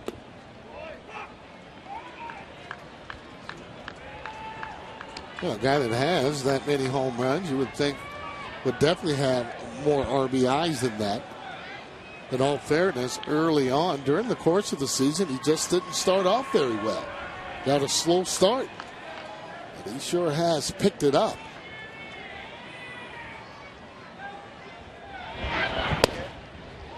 It's a good pitch. Just missed with it, a little lower than what Dale Scott's been calling.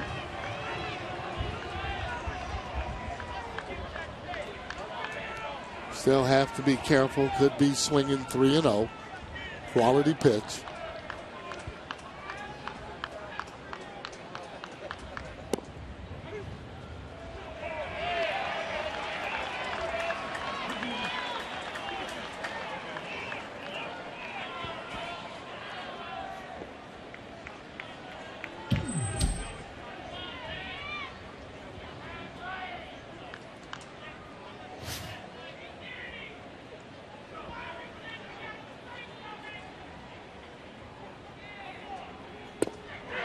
Just missed inside. Ball 4.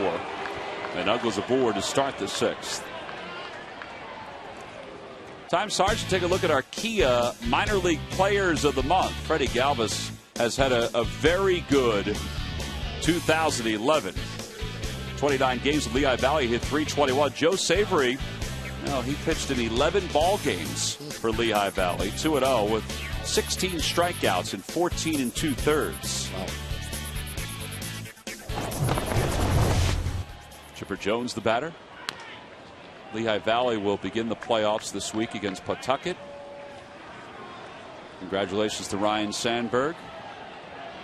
In fact, they'll start tomorrow. It'll be Dave Bush who will get the baseball to start it. Ryan Edel will start Thursday's game.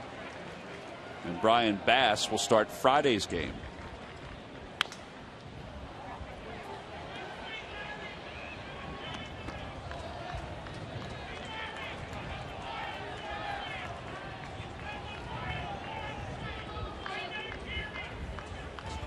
Well, one person who will not be with the Iron Pigs to start the series in Lehigh Valley tomorrow is Pete Orr, who was promoted today.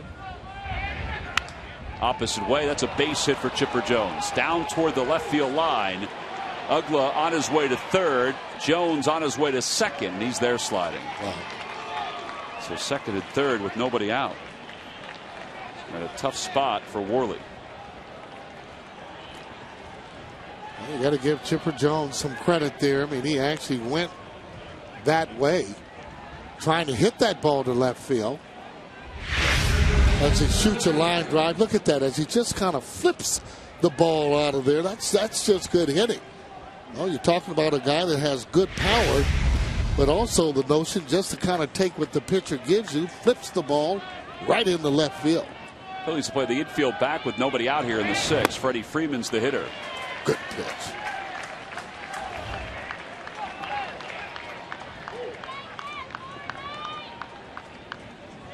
Ugla's at third. Jones at second.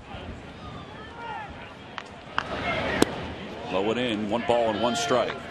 Phillies have Kyle Kendrick up and throwing in the pen. Worley's at 94 pitches. There's Kyle.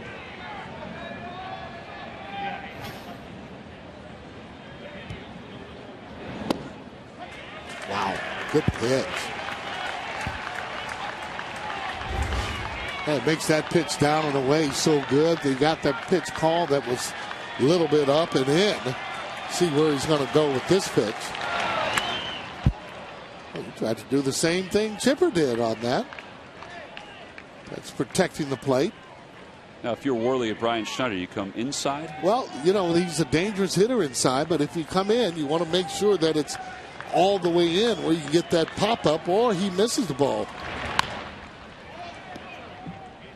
Yeah, that was the two-seamer that we've said is his put-away pitch, and it got a little too much of the plate. Well, they've seen it before, so now they're not jumping back on it. They're staying there right with it. That was the emergency-type swing as he saw the ball tailing back.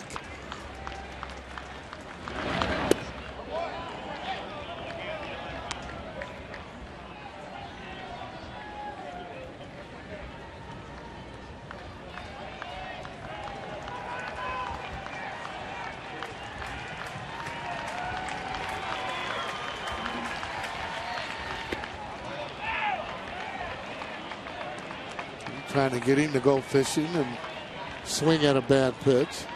This is a big pitch right here. You don't want to load the bases up. You don't want to give him a fat fastball to hit. We'll see exactly what Snyder's going to call and they're going to do. He went with a slider and he fouled it away. That's the 100th pitch of the night for Worley. 7 3-ball counts, 5th full count. Wow. They made him work. I mean, then this type of team and these hitters, they will make you work. They didn't do a lot of that last night, however, but they're doing it tonight. Now the bases are loaded. Well, first trip to the mound. Rich Doobie coming out. 25 pitches in that first inning, 17 in the third, 21 in the fourth, and he's heading toward the 20s here in the sixth.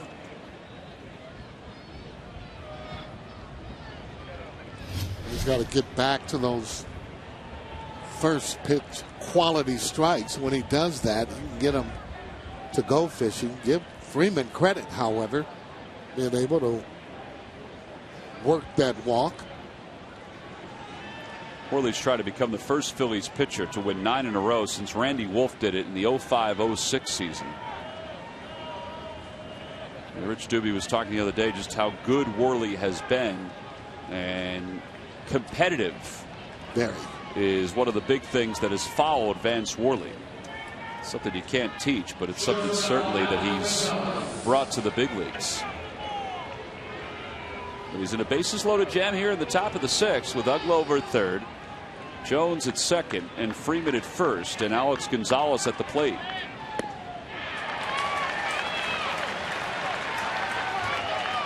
Well, he'll take a strikeout or he'll take a double play. Pop up wouldn't be bad in the infield.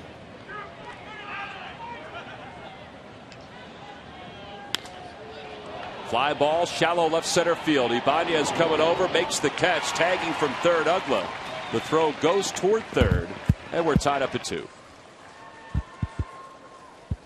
So a sacrifice fly for Alex Gonzalez, and Ugla scored both runs for Atlanta. Well, there's a good example of a guy just trying to put the bat on the ball and got rewarded for it. A sacrifice fly, just in the right spot.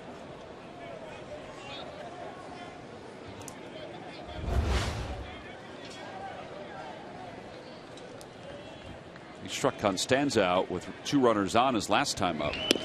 Trying to do the same thing here. He's tough to double up.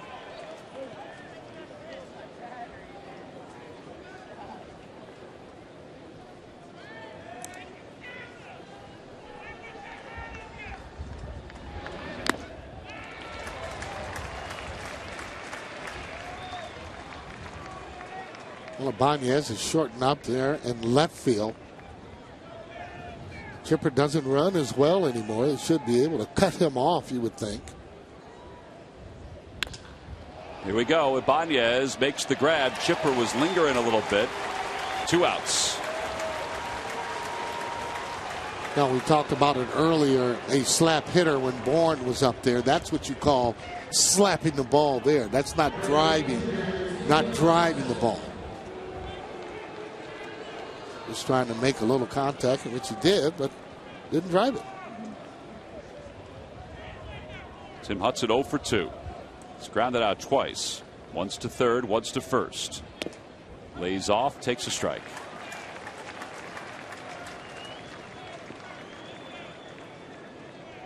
Chipper Jones takes his lead off second, joined by Freeman at first. Off the end of the bat, a flare to center field. Here comes Victorino. He's there, makes the catch. So a good job by Vance Worley. He allowed a run. The Braves have tied it up at 2, but this could have been a whole lot worse. We played 5.5. We're all evened up at 2 apiece.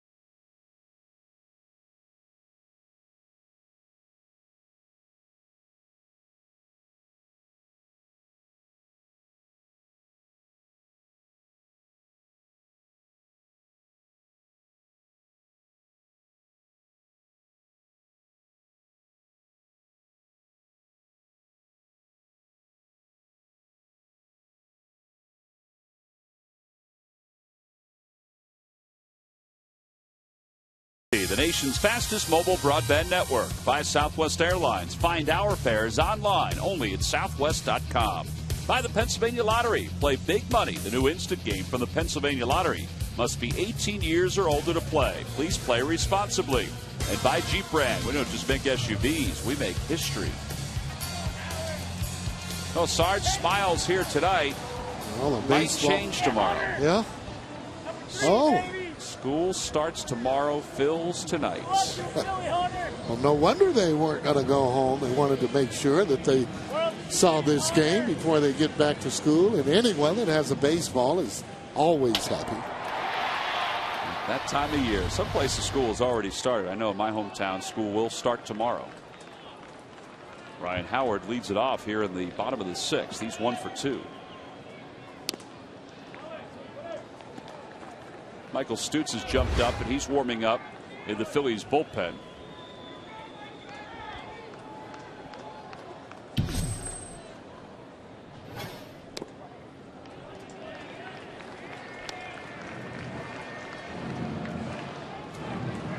Think that was it for Vance?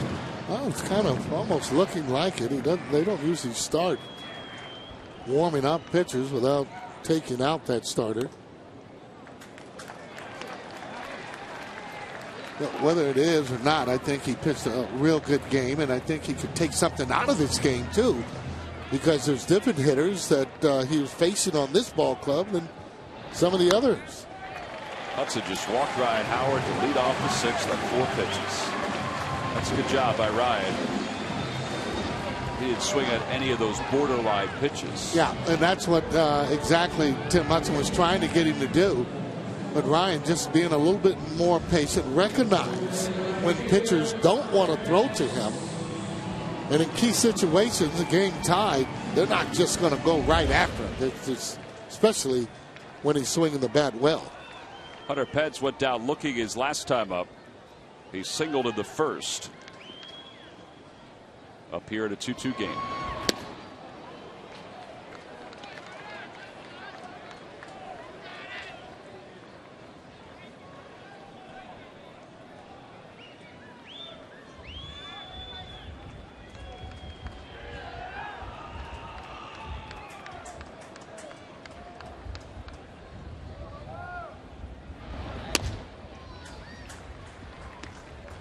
Tim Hudson, another pitcher that really likes to try and set hitters up. Usually each pitch that he throws, he's setting that up for the next pitch. Likes to throw Pence a lot of off-speed pitches, fastballs in. That was a cutter. Either cutter or slider.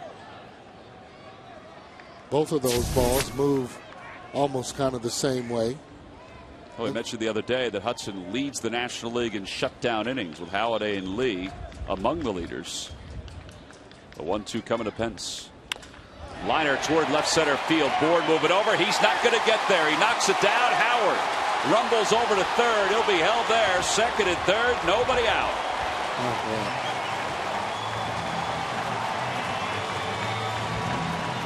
Sarge, the ball carried way better than it looked off the bat. Yeah, I thought for sure, though, the ball did carry. He got good wood on it, hitting against the front foot there. Bourne not able to get it as it hits the turf and bounces back as he just hits it. Hunter safe at second, safe and secure with New York Life.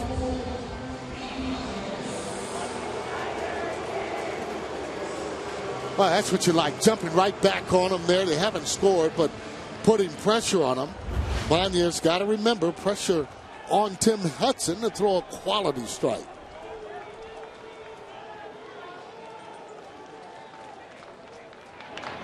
It's not a guarantee that Howard can score on a fly ball to the outfield. Michael Bourne is 5 assists in center. He has the best arm of the 3. But Ryan has been battling, we mentioned ankle, foot, Achilles issues. Get that ball to the right side of the second baseman. He should be able to score on that play. Yeah, the infield is back. They're conceding the run up the middle. Off the glove of McCann. Howard got a late start. McCann bobbles the ball, and Howard a head first slide. It's 3-2 Phillies. Boy, that's taking a chance. Very aggressive. That's what you want to do, too. You're putting pressure on the opposition, scoring a run there without a hit so far. Take a look at it. It's a wild pitch. He's done that before there. Kind of getting underneath the ball as he started back, and then he got the momentum going as he dives head first. Here he goes in there again, and makes it with no throw. It might have been a close play if McCann had picked that ball up cleanly. Oh, it would have been a close play, no doubt about it. A wild pitch charge to Hudson. Pence goes to third. Now the infield's in. It's 2-0 to Ibanez. In the air to right center field. Bourne going back. So is Constanza. It's off the top of the fence. Pence will coast home. Ibanez pulls it to second. 4-2 Phillies.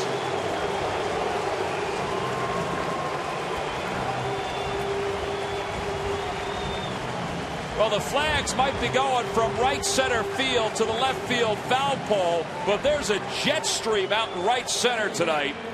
The Phillies have utilized it. Ibanez just drove this ball beautifully. Well, when you hear that sound, you know good things are going to happen. Couldn't have hit that ball any further without getting a home run. There it goes again. Take a look exactly where it hits. That's how close he came to hitting the ball out of the ballpark. Still nobody out. 4-2 Phillies. And Schneider bunts foul.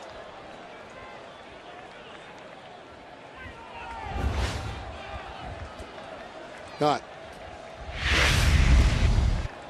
Here we go again. Nobody reaching. They're letting it go. Pulls the arm back.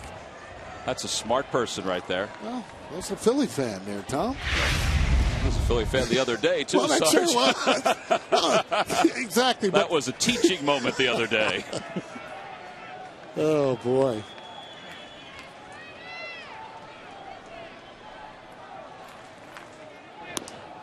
McCann throws behind Ibanez.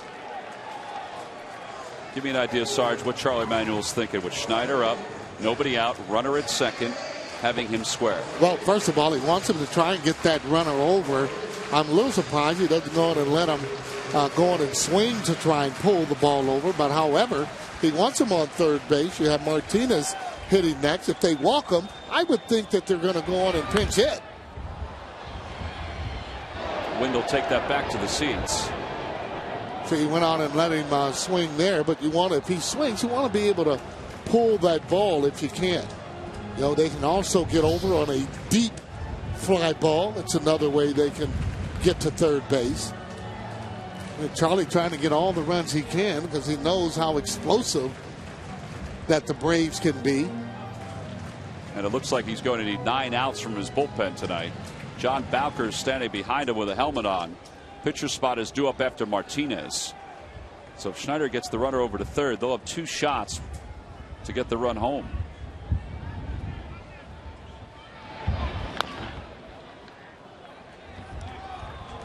I'm surprised he came inside on him then. He'd been throwing away.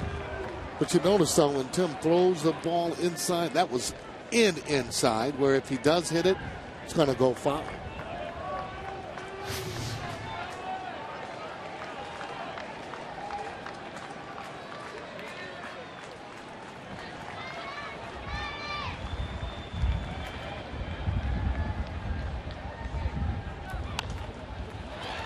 Popped him up. Foul territory. Chipper Jones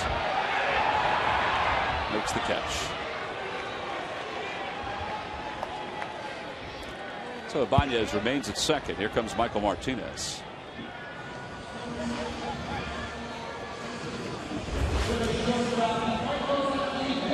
Two runs have scored in the inning. A wild pitch brought home Howard. An RBI double by Ibanez brought home Pence.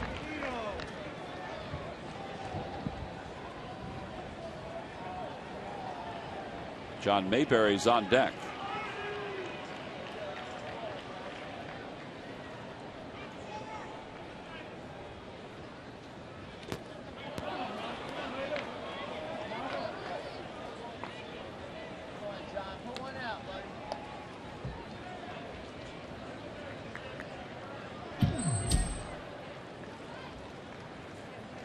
Martinez .343 with runners in scoring position so far this year. He has one here.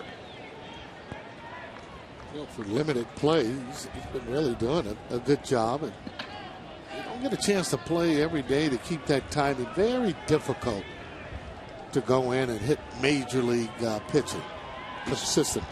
He's 4 for his last 9 with runners in scoring position.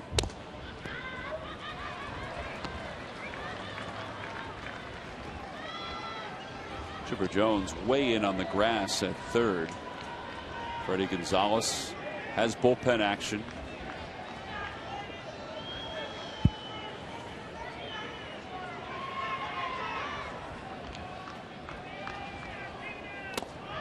Two and 1 the count. There's Big John Mayberry.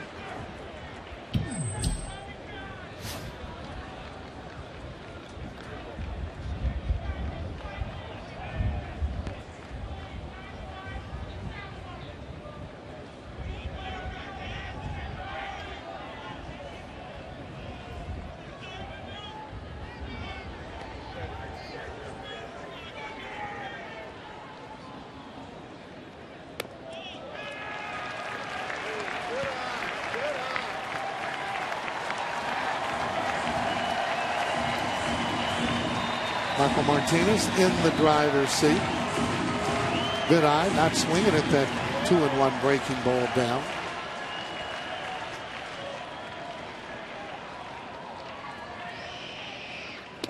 Ball 4. And the Phillies have 2 on with 1 out. Mayberry will be introduced as a pinch hitter. Roger Dow's coming out to talk to Tim Hudson, who's at 107 pitches.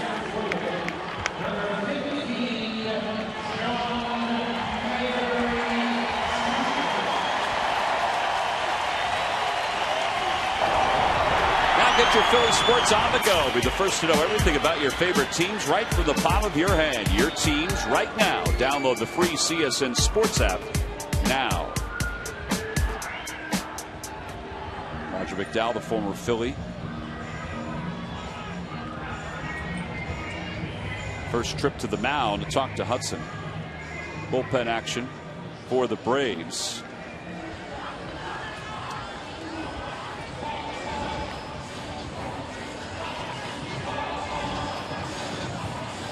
Looks like it's Christian Martinez.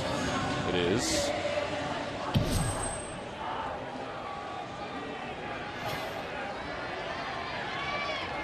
So Mayberry, a pinch hitter.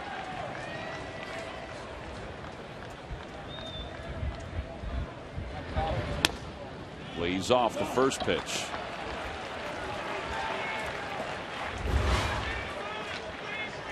Overall, solid numbers. 262, 13 home runs, 44 runs batted in. He's gotten some more playing time and he's capitalized. Well, he sure has, and that's what you have to do to show that manager that you want to play. You get in it, you're hitting home runs, or you driving in runs, you start to demand attention.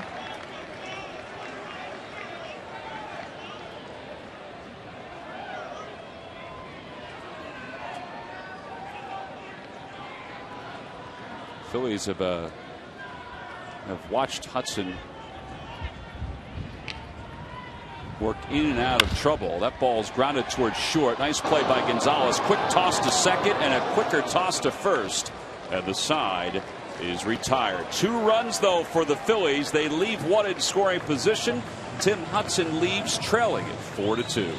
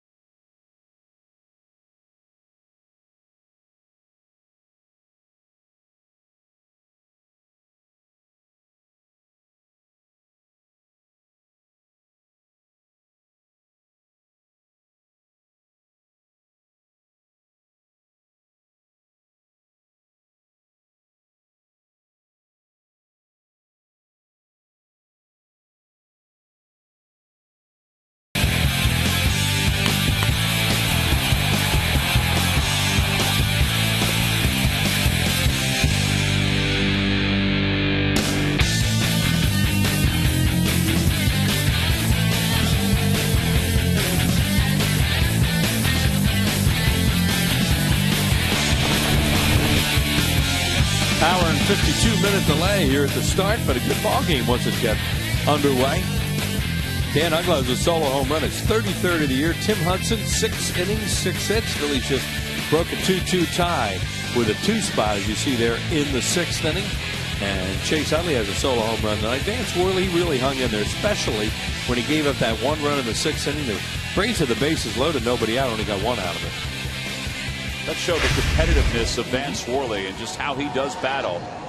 He'll give way to Michael Stutz, his 50th game. 5-1, a 3.59 earned run average. Stutz will face the top of the order. Bourne, Prado, McCann. Phillies with 4 runs on 6 hits. The Braves with 2 runs on 7 hits. A game that was delayed 1 hour and 52 minutes because of rain. Phillies jumped out to a 2-0 lead. The Braves tied it with single runs in the 4th and the 6th. And the Phillies scored 2 in the bottom of the 6th. Bourne takes one at the knees for strike 1. Michael Bourne's gotten on twice tonight to lead off innings and not even attempted to run, which has been a little strange. Very strange. It's nice. Okay with the Phillies, but you know, normally he just goes.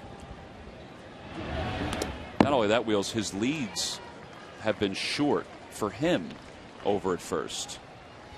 Well, Charlie was talking about him yesterday, Charlie Manuel. He said, you know, Michael Bourne's a true base stealer. He says he could look over at me and say, Charlie, I'm going, and he'd make it. That's how good he thinks he is.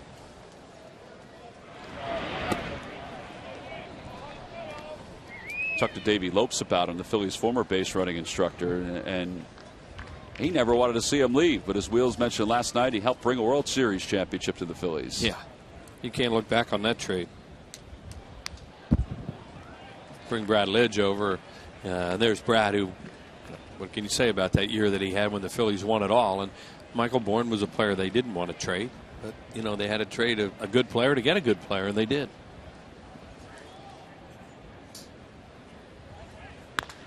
That ball's ripped over the head of Ryan Howard, so Bourne's aboard to lead up the inning for the 3rd time, and he speeds to second and is there easily. I mean, he was motoring. Pence did a heck of a job getting to that ball and making a clean throw. Well, he knows how wet that outfield is. Haven't been out there all night. Once that ball went to Pence's left just a little bit, he knew he could get a double. Now, mere mortals can't. Because Pence did a heck of a job with this. This ball's hooked over Ryan Howard's head. And Pence gets to this thing in a hurry and is ready to throw and spin, but wow. You don't teach that, do you? You can run. Prado takes a ball. It's 1-0. By the way, the Phillies have just announced that because of the weather conditions here at Citizens Bank Park, that the tickets for tonight's ball game could be exchanged for certain tickets for 2012. That is a great gesture. As John Weber, who's the Phillies Vice President of Sales and Ticket Operations, said, as a token of our appreciation, all fans holding tickets to tonight's game may exchange their tickets for a complimentary 2012 ticket to one of 6 dates. And you can go to Phillies.com to figure out and see which dates are being offered. So fans should maintain possession of tonight's tickets, which are listed as Game 73.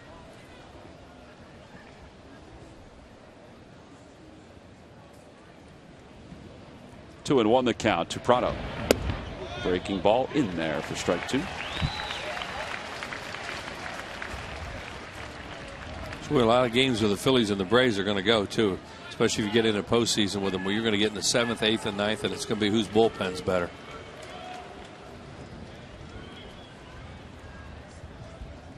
Stutz just making sure Bourne is kept close at second. Yes, and they get an out here, they really have to pay attention, because he probably won't run with nobody, without anybody out. But one out, yeah, and he's 10 for 10 stealing third. A line drive toward left field. Ibanez is there, and he makes the catch. He had a leap at the last moment. And Bourne goes back to second. These lucky fans are tonight's Citizens 7. They will each receive a prize pack courtesy of Citizens Bank. Citizens Bank with the most 7-day branches in the Philadelphia area. To find a branch near you, visit citizensbank.com. Make that 11 for 11 is Michael Bourne. Oh, I thought he just stole without me looking. No, just took another look. Just for good measure. add one more to the total. So now you really want to pay attention to him. And with McCann up, it's going to be the shortstop Martinez that has to try and keep him close, because you have to play McCann to pull. Yeah, and Utley's in shallow right field at the moment. There's Martinez.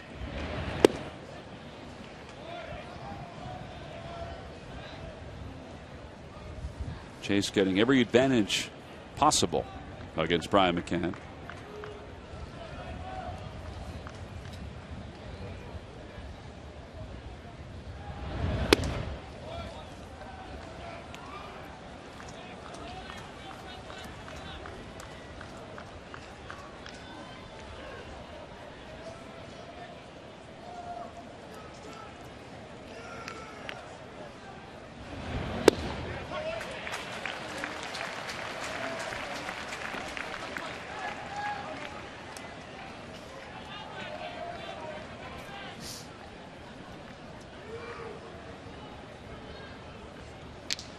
Keep giving him a different look.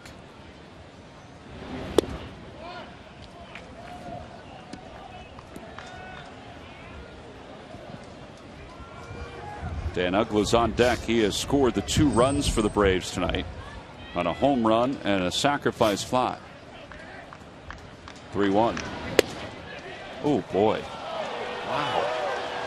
That may have been a little outside. Ball 4. I rely on that gentleman right there, Wheels. He's been making a lot of calls tonight. He got a good view. It looked like a pretty close pitch. Yeah, it was outside, but it was close. It's not high and it's not low. Here's Dan Uggla in the 4th inning. A tremendous power to right center. He used to pull everything, and you know he's learned to hit the ball the other way as his career's moved along. So 1 out. Dan Uggla at the plate. Runners on first and second. Bourne goes. Pitch is taken low. Schneider doesn't make a throw. It's too easy. That's his 50th stolen base. 12 out of 12 for third. He paid a lot of attention to him with McCann, and then on the first pitch, Uggla kind of forgot about him. See, he read whatever Stutes did there. He knew that he could just go, and if you're Brian Schneider, you do what he just did. Put it away.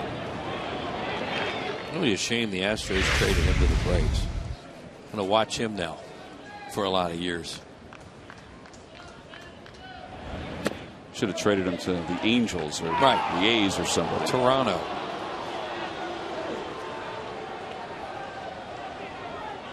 Jerry Meals. Check Dan Uggla. 2 balls, no strikes the count. The Phillies missed a 3-run lead by a foot on that ball that Ibanez hit. That it was close, and didn't score that run, and now they're in a pickle here with the heart of their order coming up.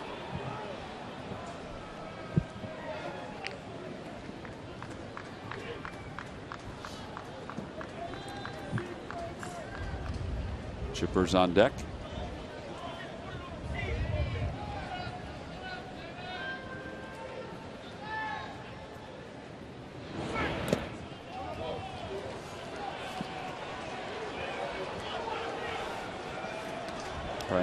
Brian Schneider kept that ball in front of him with McCann at first, Bourne at third. Rich Doobie's going to go to the phone. There's nobody loosening up right now, but somebody's going to get up, and it's going to be Kendrick.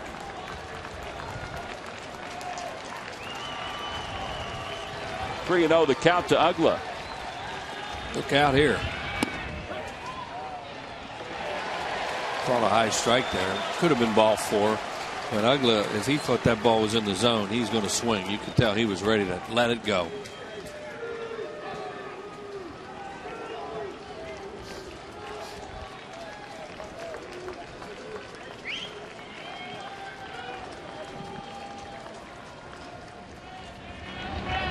Ground ball toward third. Scooped up by Polanco. It's a fair ball. They get 1. That's all they'll get. A run will score, but there are 2 outs. That's a really good play by Polanco.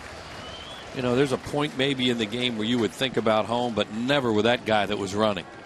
Because all you do is you throw home. He's safe. First and second. Still a big rally going. Very smart play by Placido Polanco. He knows he has a real slow runner at first in McCann. Go get that out and still have a 1-run lead. Here it is. Doesn't even hesitate. throws to second base, gets McCann easily, and that was the play. Veteran play.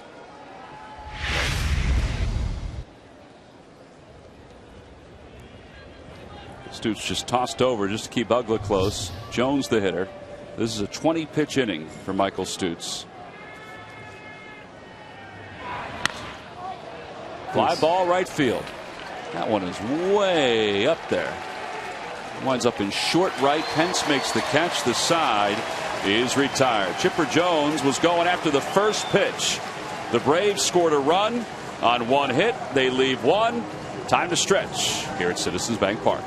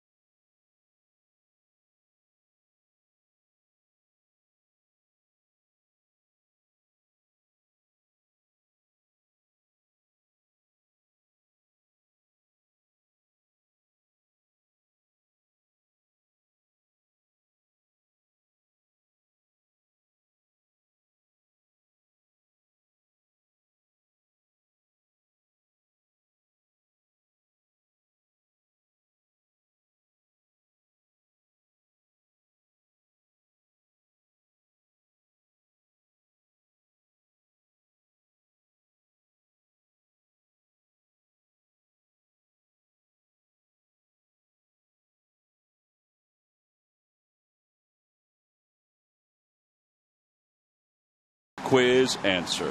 Wheels, name the player that holds the Atlanta Braves single season record for most hits in a season. The Atlanta Brave. Beep, beep.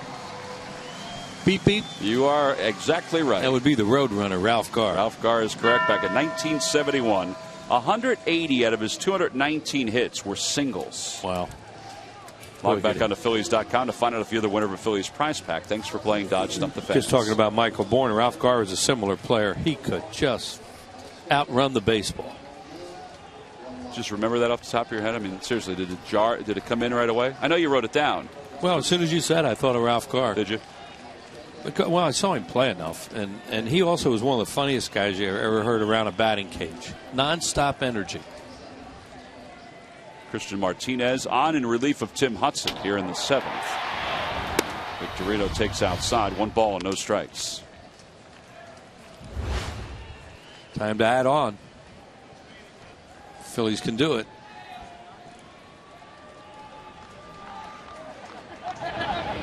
These first few days of September have not been good for the Braves bullpen. They've allowed 9 runs in 17 innings. 16 hits during that span of time. They had a great August, though. Probably doesn't include much from Venters and Kimbrel, though, those numbers. Line drive for Victorino. That'll drop for a hit. Oh, boy. Constanza nearly had that one go right on by him. So wet out there. That thing really jumped on him. That would have been a triple. Well, no, maybe not. Bourne was over there to back it up.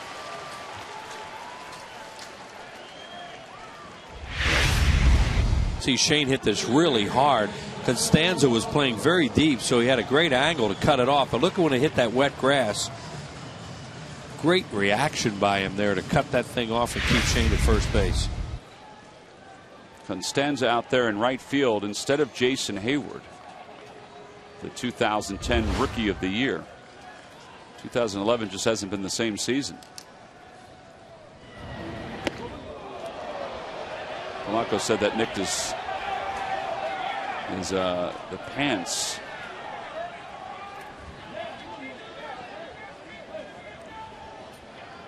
There's Jason Hayward. He's been battling injuries for a lot of this year. He was on the disabled list.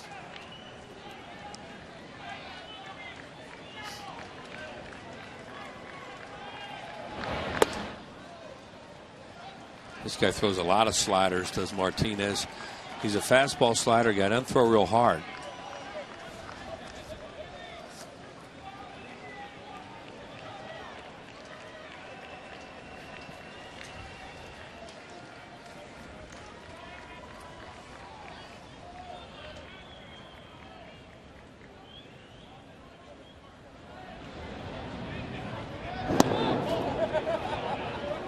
Well, his footwork was odd as he threw over to first, wasn't it?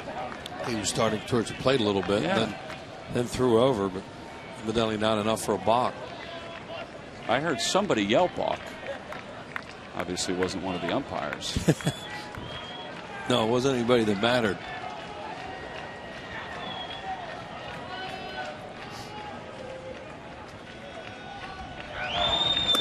Now that one hit him. Polanco thought the first one hit him. That one did. Well, I don't think it was a fastball. There's our guy right there. He's not happy. Let's see what the pitch is. Change up. Look at it spinning the way it was. That hit the elbow pad too. Yeah, it sounded like it hit him right on the pad. So that one hit me. Dale Scott said, "Yeah, that one got you." So thankfully, that wasn't a fastball. This guy is really into this game. He sure is. I'm telling you. He got some passion. He waited through the rain delay, and he's going to enjoy every minute of this. Good for baby. him. Yep. Why not? Hey, these two teams play each other. It's fun. They're really even. Very evenly matched. Well, Chase Utley's in pull mode now. Even if you make an out, hit the ball deep somewhere. The right fielder plays really deep, Constanza. Michael Bourne does not. There you see how deep he is, and you see Michael Bourne's a lot more shallow. So, you know, you can get a run right now on a base hit to right field unless it's just a one-hop bullet with Shane Victorino in second. That was a changeup that was floating up in the zone a little bit. Chase was a little out in front. Brad Lidge. He tossed. Now he'll get a drink before he starts to throw again. Bastardo and Matson all bundled up.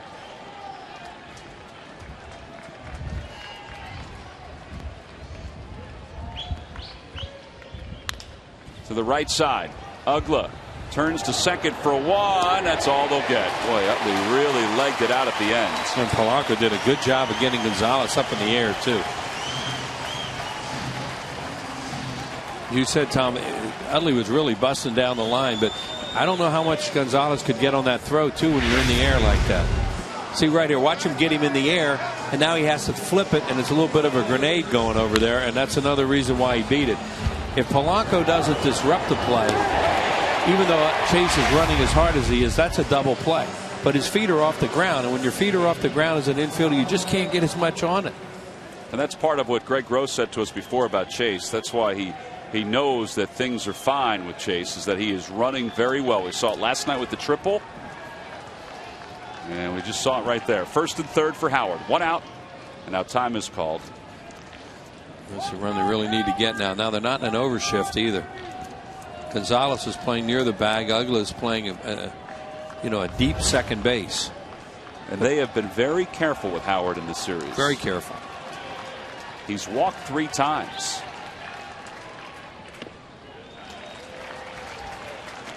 But that's almost a conventional double play defense for a left-handed pull hitter. See the way they are right there, and it isn't even double play depth. They don't have to play that because Howard doesn't run well, so they can play back a little more.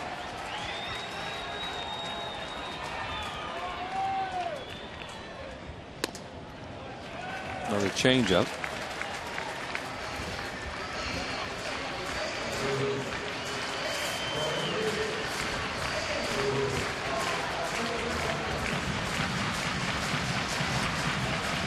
Roger McDowell, former Philly. And Freddie Gonzalez looking on there.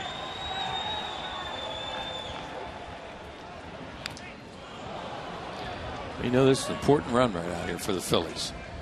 2-run game, 1-run game, big difference.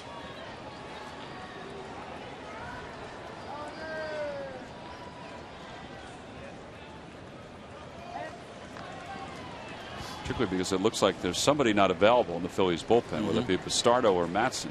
It's probably Pistardo. Yeah, they may just be giving him some more rest. You're not going to throw him a fastball.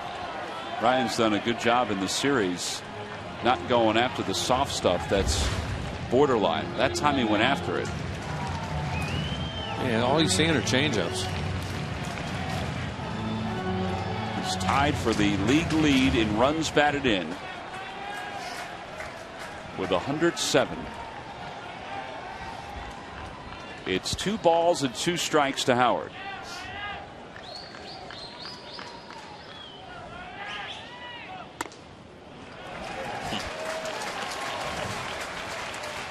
That was a harder breaking ball there. He throws a slider more than a curveball. You know, basically fastball, slider, changeup.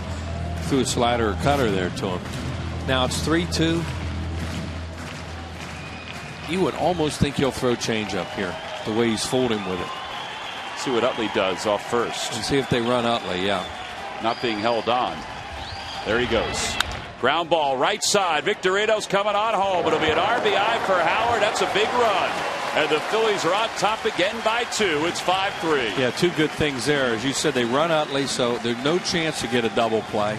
And Ryan Howard makes contact on a 3-2 changeup. The pitch that he was really flailing at early in the count does a good job of just putting that ball in play. Nice run. 108 RBIs now for Ryan Howard. And that's a real nice run right there. They'll see Utley just running on the count. Stay out of the double play. Ryan hooks a changeup. Shane Victorino scores. I don't know. You think they could have had a double play if they didn't run there? I don't think so. Well, you know that Utley would have blown up Gonzalez. Well, that's the only thing. If they were able to get the throw to second to get Utley, then I think Ryan would have been doubled up. I mean, that we're saying if they didn't run on the play. Correct. Obviously. And we say that too because Ryan's just not running well. Right, and that's why it's important to have run there on the 3-2 count.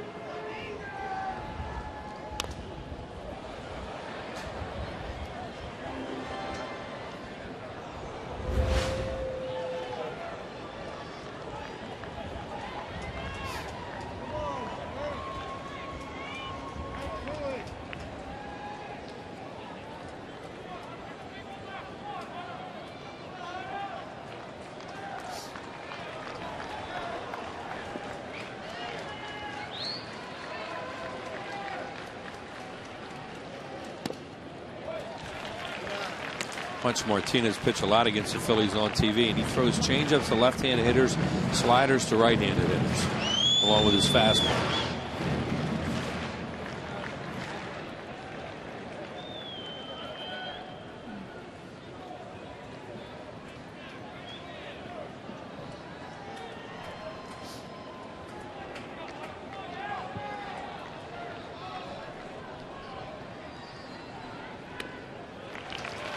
Time they finally start that game in New York? They said they were starting at 11, so yeah, it looks like 11 o'clock. Wow. Baltimore and the Yankees with an 11 o'clock start.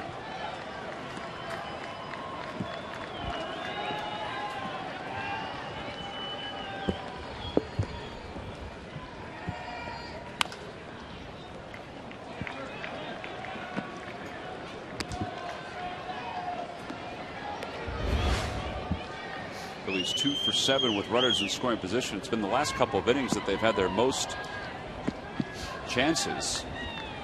They had only 2 chances before the bottom of the 6th. Meanwhile, the Braves 0 for 9. 3-2.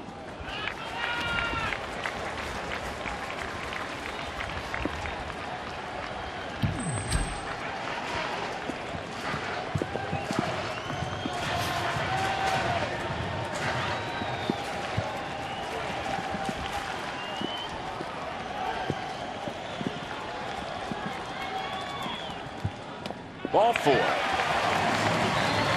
inning is still alive. And Ibanez, who's had some of the best swings of anybody tonight, will hit with runners on first and second.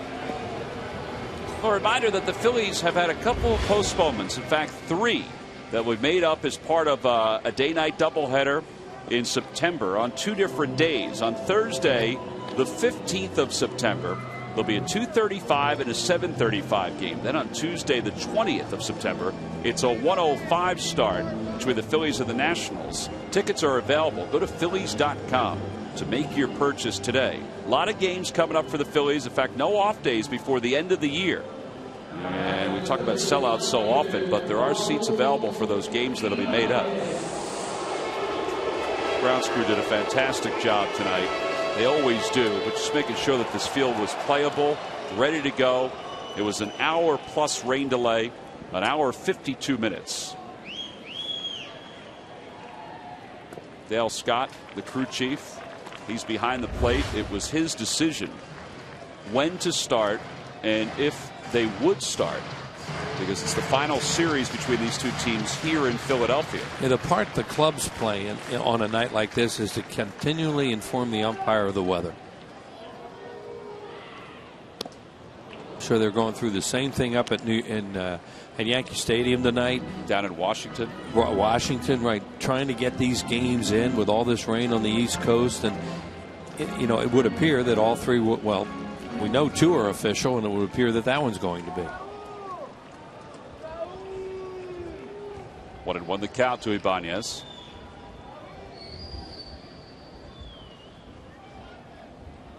Line drive toward right field. That'll drop in front of Constanza. Around third, heading for home is Utley. He'll score standing, make it sliding. It's 6-3 Phillies.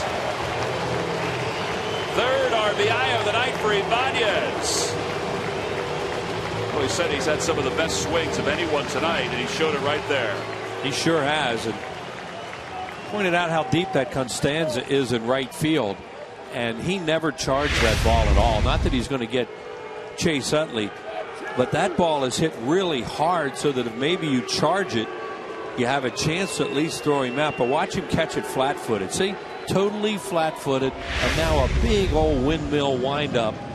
No shot for a play at the plate. I don't know if he's going to get him anyway, but fielding the ball that way, no chance.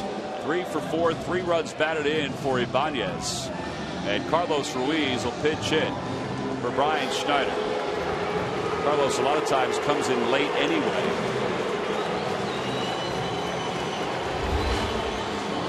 Comes in late when Brian starts the game.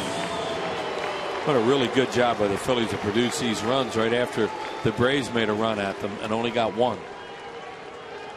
That guy's a Chooch fan, huh? Who isn't? This day and age, who isn't? Really? That includes all of us. Unabashedly Chooch fans when you're around this guy. Couldn't have been happier when Gary Smith of Sports Illustrated wrote a tremendous story on Carlos that appeared several weeks ago. It was a split cover. It was the same week that Jeter collected his 3,000th hit. And in certain parts of the country, including the Delaware Valley, Carlos was on the cover. Other parts of the country, it was Derek Jeter who was on the cover, but it was a great story. Yeah. 2-0 the count to Ruiz.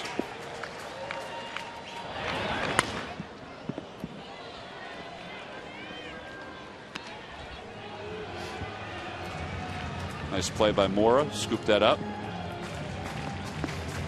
An Atlanta fans right there. How can you have the ball?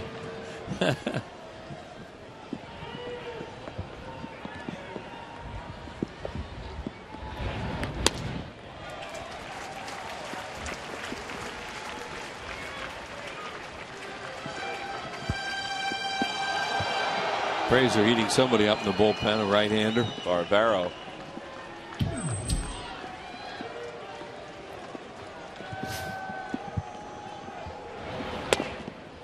The bases are now loaded. Well, a good way to beat these guys is to keep O'Flaherty, Venters, and Kimbrel out of the game. And that's what they managed to do the first 2 nights. Seems like we say that a lot when the Phillies face a team with a good closer or a good setup man, you don't often see that good closer or that good setup man in the game because the Phillies win so many games or have the lead so late in games. Said that with Heath Bell, said that with Francisco Cordero of the Reds. There's Kimber right in the middle. Venters to the left. A lot of strikeouts with those two. That misty rain's come up a little bit now.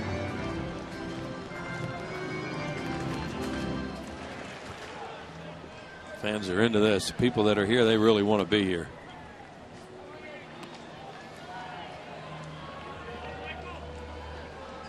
Keeping his umbrella low, not to be in the sights of anybody behind him. Very courteous. 0-2 the count. And Martinez is rung up. Phillies leave the bases loaded, but it was a productive inning. They scored 2 runs, and they've been doing a lot of things well in this series, including running the bases. Placido Polanco's slide may have set up this inning.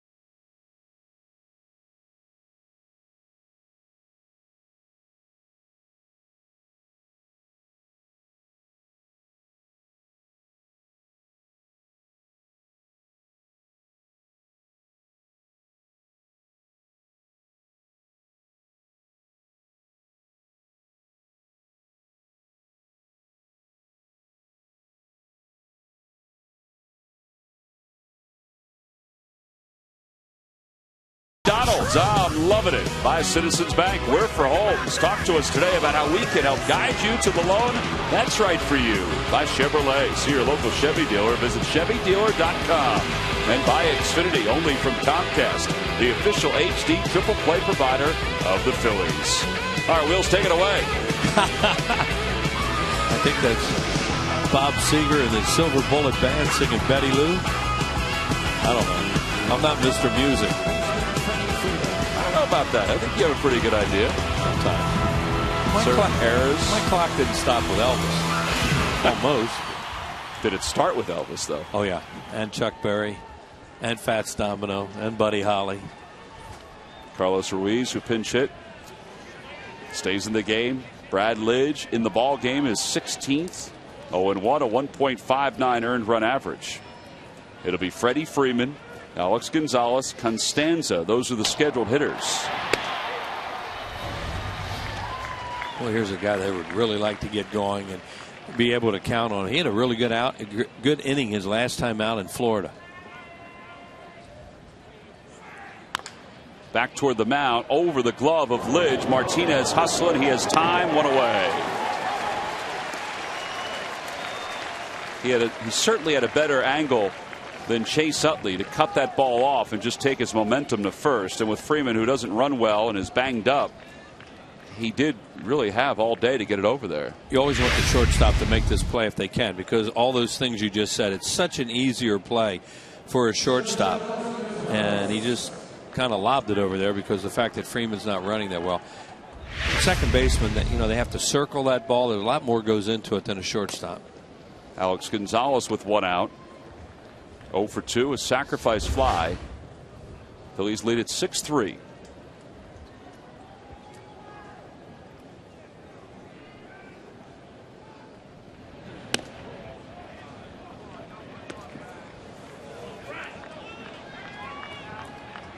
A nice clean inning if you can. That'll keep some of those big boys away in the 9th inning.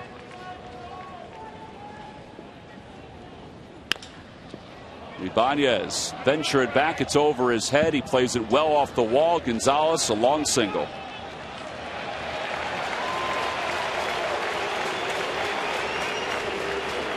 Might seem simple, but there comes a point where a left fielder has to set up to play a ball off the wall and limit the damage, and that's exactly what Ibanez did. Sure, and when you're in your home ballpark, you know you have a very good idea of the carom you're going to get also, and where you can set up and what angle to take. And you keep the force in order. You're not keeping the double play in order for this guy that's coming up.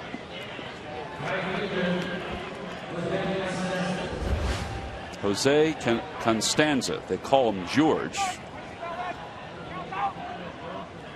Eric Hinsky on deck. They call him Eric. Yeah. And they also want to call him not the tying run with nobody up in the bullpen. These guys have 2 clutch hitters on their bench. That guy's one of them. Conrad's the other one. Conrad left-handed especially.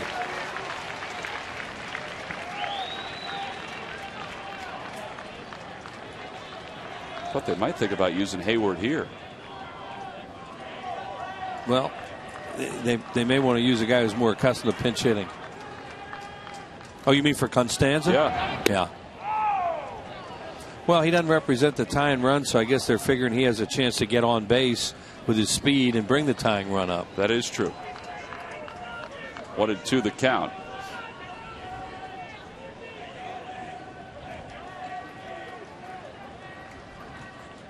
Swing and a miss. He got him with a slider. Well, here's this matchup that will live forever in Phillies history, huh? Lidge and Hinsky. One guy with the same uniform, another guy with a very different uniform. Hinsky was the final out of the 2008 World Series. The 0-2 pitch, swing and a miss, struck him out. The Philadelphia Phillies are 2008 World Champions of baseball. One of the greatest nights, if not the greatest night of, I think, our professional careers. It was fun. It was a great night, a great week. HK right on top of the call as usual. 1 ball, 1 strike to count to Hinsky. And there, every once in a while there are 2 guys that are forever twined in moments, and of course it'll be Brad Lidge and Eric Hinsky in this town. There's no doubt that both think about it when they see each other. Have to.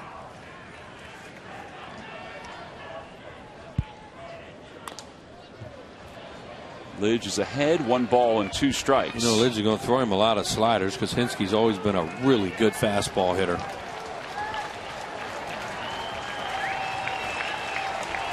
The hardiest of fans standing behind the Phillies dugout all the way around, coming to their feet with 2 outs here in the top of the 8th. It's a 6-3 Phillies lead.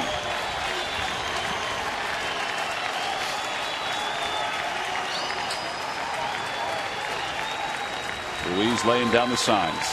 And now Hinsky asks for time.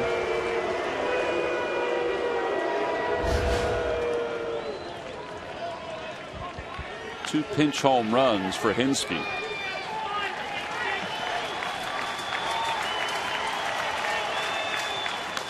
Little roller toward first. That's a fair ball. Nope, now a foul ball. The home plate umpire Dale Scott called it fair. Jerry Meals then called it foul. Then Jerry Meals changed his call, and Dale Scott almost changed his call. But it's a foul ball. Well, they ought to get a coin out and flip it. Watch this. Up the first base line. It's spinning every which way, or bouncing every which way. I think that's a fair ball.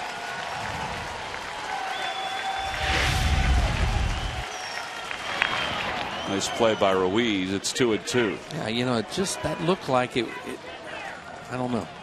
It hadn't gotten to the bag. So it was Dale Scott's call. Right. And it's not a matter then if it goes over the bag at any point because it didn't go over the bag.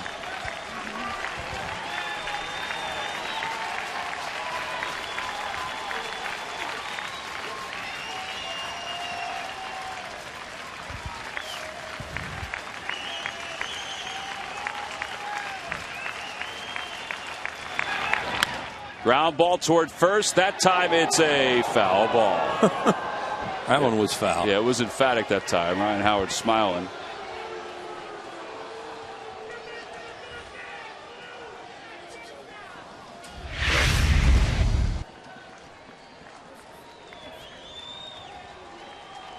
That was close, too. Oh, yeah. But that one was foul. He keeps pulling those sliders down the first base line. You can't get him to swing over one like in the World Series. Keep on throwing them. Yeah. Got him. Got away from Ruiz. Hansky doesn't run that well. The throw knocked down by Howard. It's a strikeout, and it'll be a wild pitch for Lidge. And the tying run is coming to the plate. Yeah, and it's also set up that their big boys come up in the ninth inning no matter what. That's why it was important to just try to get through this inning with 3 hitters if you could. Now it's going to take at least 5. There it is. That's why Carlos Ruiz is in the game, because he's so good at blocking that pitch. Now, he still had a shot at him, and then he threw it low, and then Ryan wasn't able to come up with it. Michael Bourne has 3 hits tonight, including a double as last time. 3 for 4.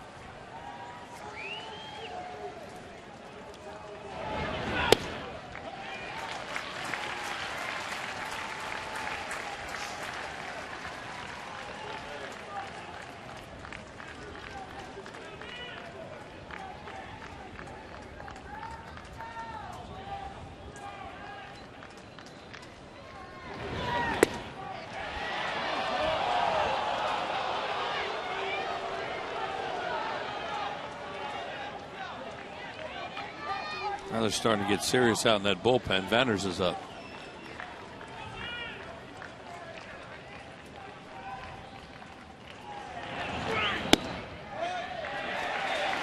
That was a good pitch, boy. On the inside part of the plate, a slider. Much different than the first one he threw to Bourne.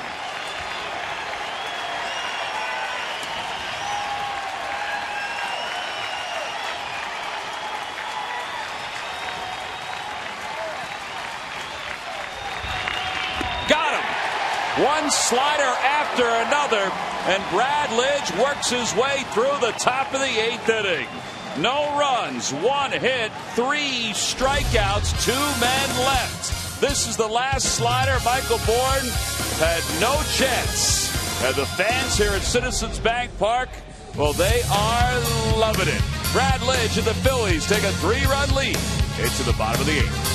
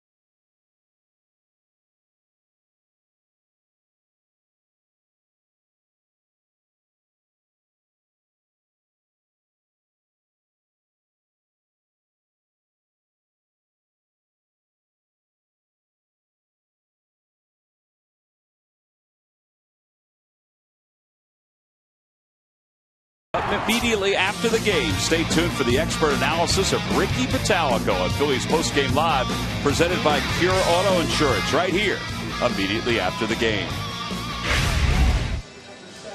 Bottom of the 8th, the Phillies are up 6-3.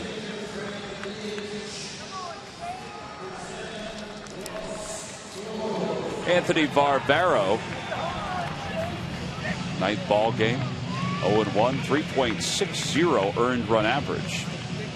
One of the things we heard about the Braves early on this year is that they had a number of young pitchers who were coming through their system that we would see as the year moved on. Well, that's certainly the case with a lot of these kids.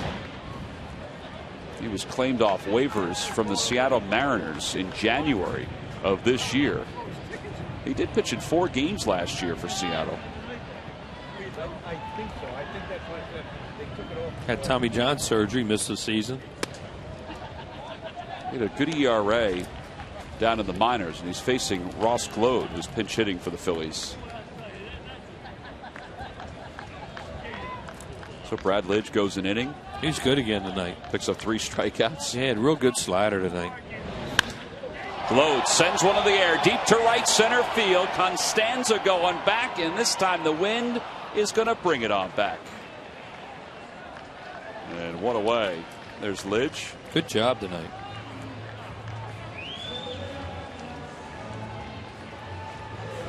He's had 2 good outings now, 2 good outings in a row, and you know, there's a guy right there that could just be so enormous for the club the rest of the way, and especially into postseason because he has so much experience.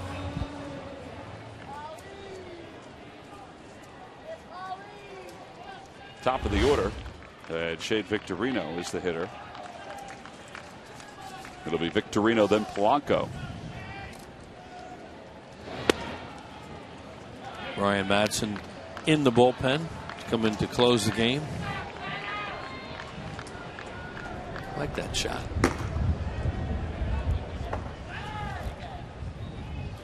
You want to trail Matt around tomorrow?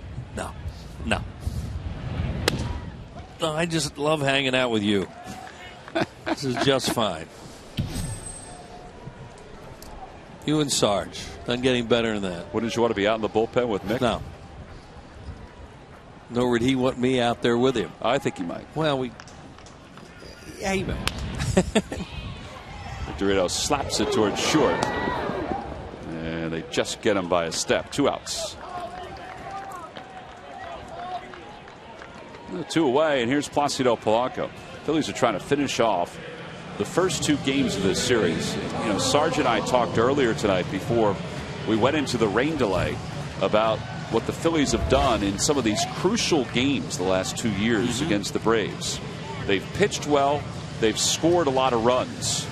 And, you know, last year in September, the Braves came in 3 games back in the division, thought they had a chance to win the division. They knew they were going to be in the postseason, or at least they had a pretty good idea of it.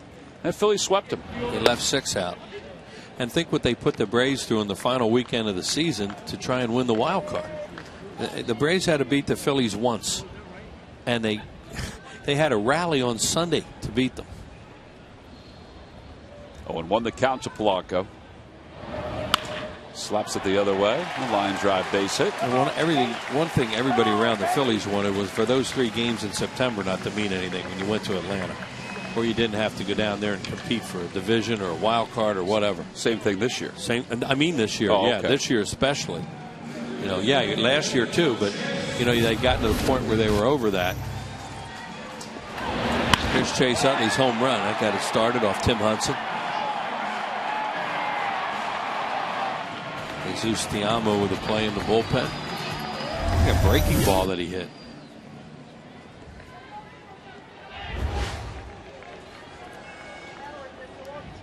Utley had 50 runs scored this year. And a little more than half a season of games.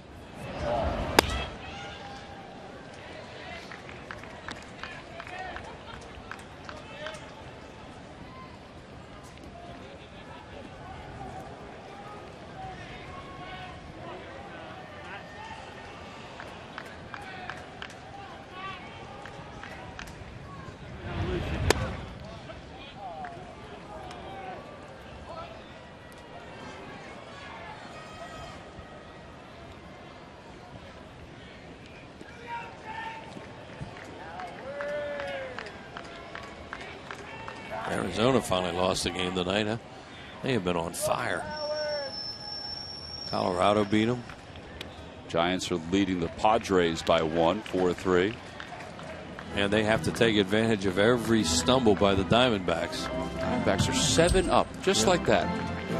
Well, going 3, but they win 2 out of 3 over the weekend against the Giants really helped their cause.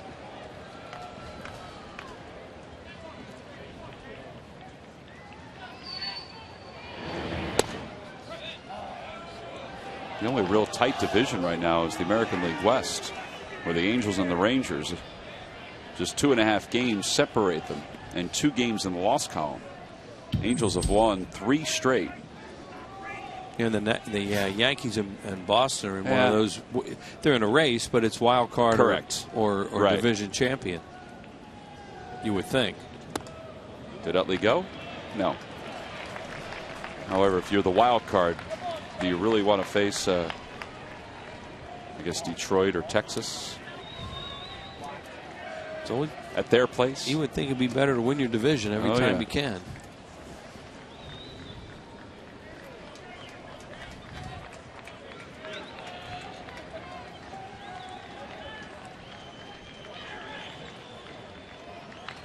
Polanco takes off to center field.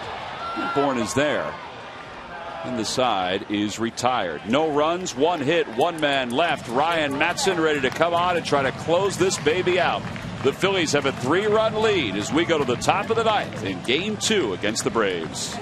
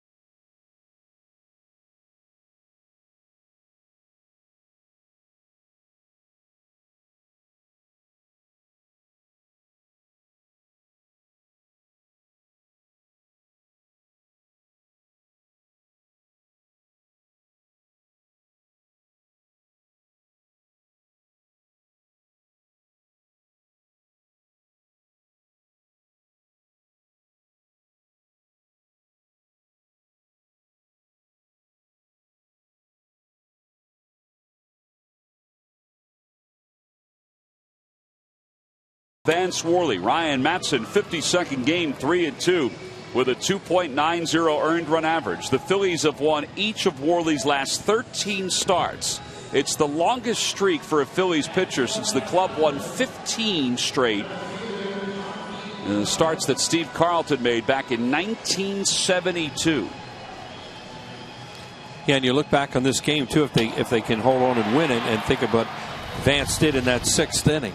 When they had the bases loaded, nobody out. It was a 1-run game at that time, and all they got was 1 out of it to tie the game. He really did a tremendous job of just giving up 1, and then the Phillies took the lead after that, and they've had the lead since that time. Dylan G of the Mets has won 12 games. Worley, though, has a much better winning percentage and earned run average. So Matson will face some of the meat for the Braves. Prado, McCann, and Ugla to start the top of the 9th.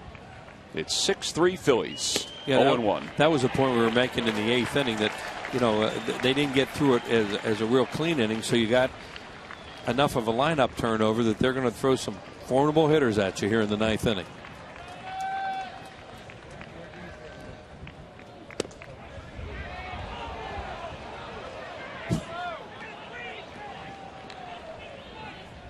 A lot of umpires here tonight.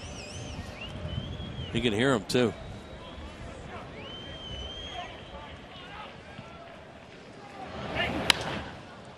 1 ball, 2 strikes the count.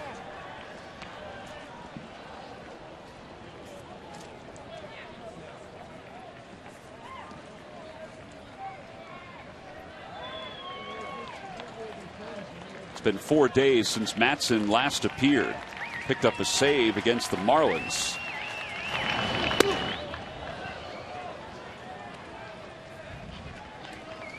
Well, so far he's a really live fastball.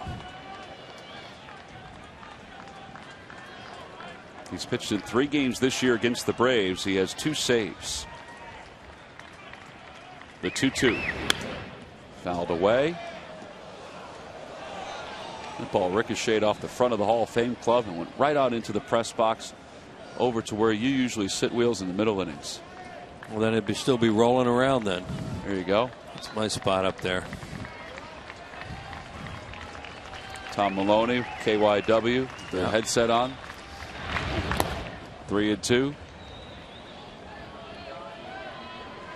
Mike Luongo was over there too. Yeah.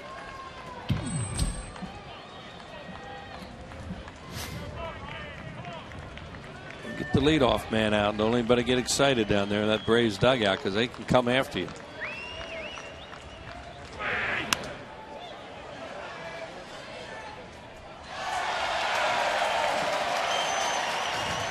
Nice catch by that gentleman, all bundled up. Not going to promise that this will make the fans' top plays of the year, but he sized that up rather nicely. That's a good one. Catching the wet baseball. 3-2. Line drive, base hit. So a runner aboard for the Braves. It's Prado's first hit of the series. And here comes Brian McCann.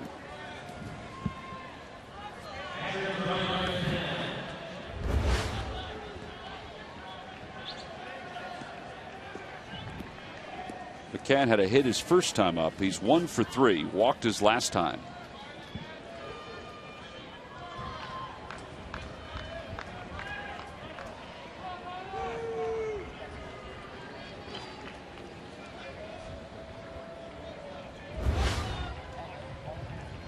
We'd like to get right now. Ryan Howard playing behind Martin Prado over at first.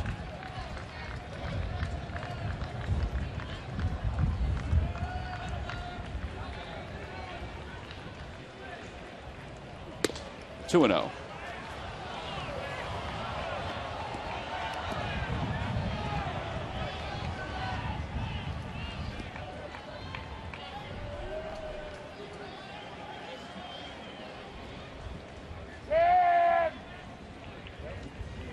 Almost. Just a minute or so away from midnight. Back toward the middle. That could be 2. Utley surrounds it, takes it to the bag, throws off balance in time. How about that? Michael Martinez was there, but Chase decided to take it himself. He knew who was running on the back end. That's a 4-3 double play. Yeah, that's a tough play across your body to throw like that, too. He had plenty of time to toss this to Michael Martinez if he wanted because he was there. However, Martinez saw, here comes Utley taking it himself and had all kinds of time, as you said, to throw him out. You know, looking at that replay, Wheels, Martinez was kind of coming from the top of the second base bag, so Chase may not have had the angle to toss it to him. Yeah, well, I think Martinez was trying to figure out what angle he should come across the bag at. You know. Anyway, as you said, it was a slow runner, and he knew he had him. That's a tough flip to make, though.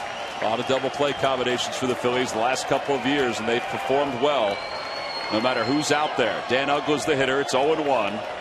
Uggla 7 for 28 against Matson for his career.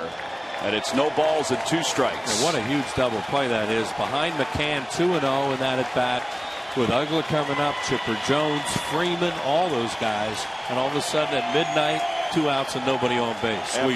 After a 1 hour and 52-minute rain delay, fans have been waiting to show some emotion, and here we go. 0-2 the count with 2 outs here at the top of the ninth. And it's 1 ball and 2 strikes. Some of them doing the chop down there.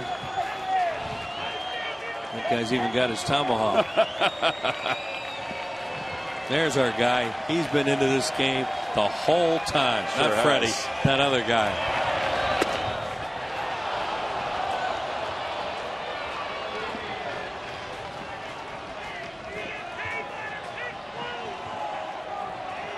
How much he can do right now.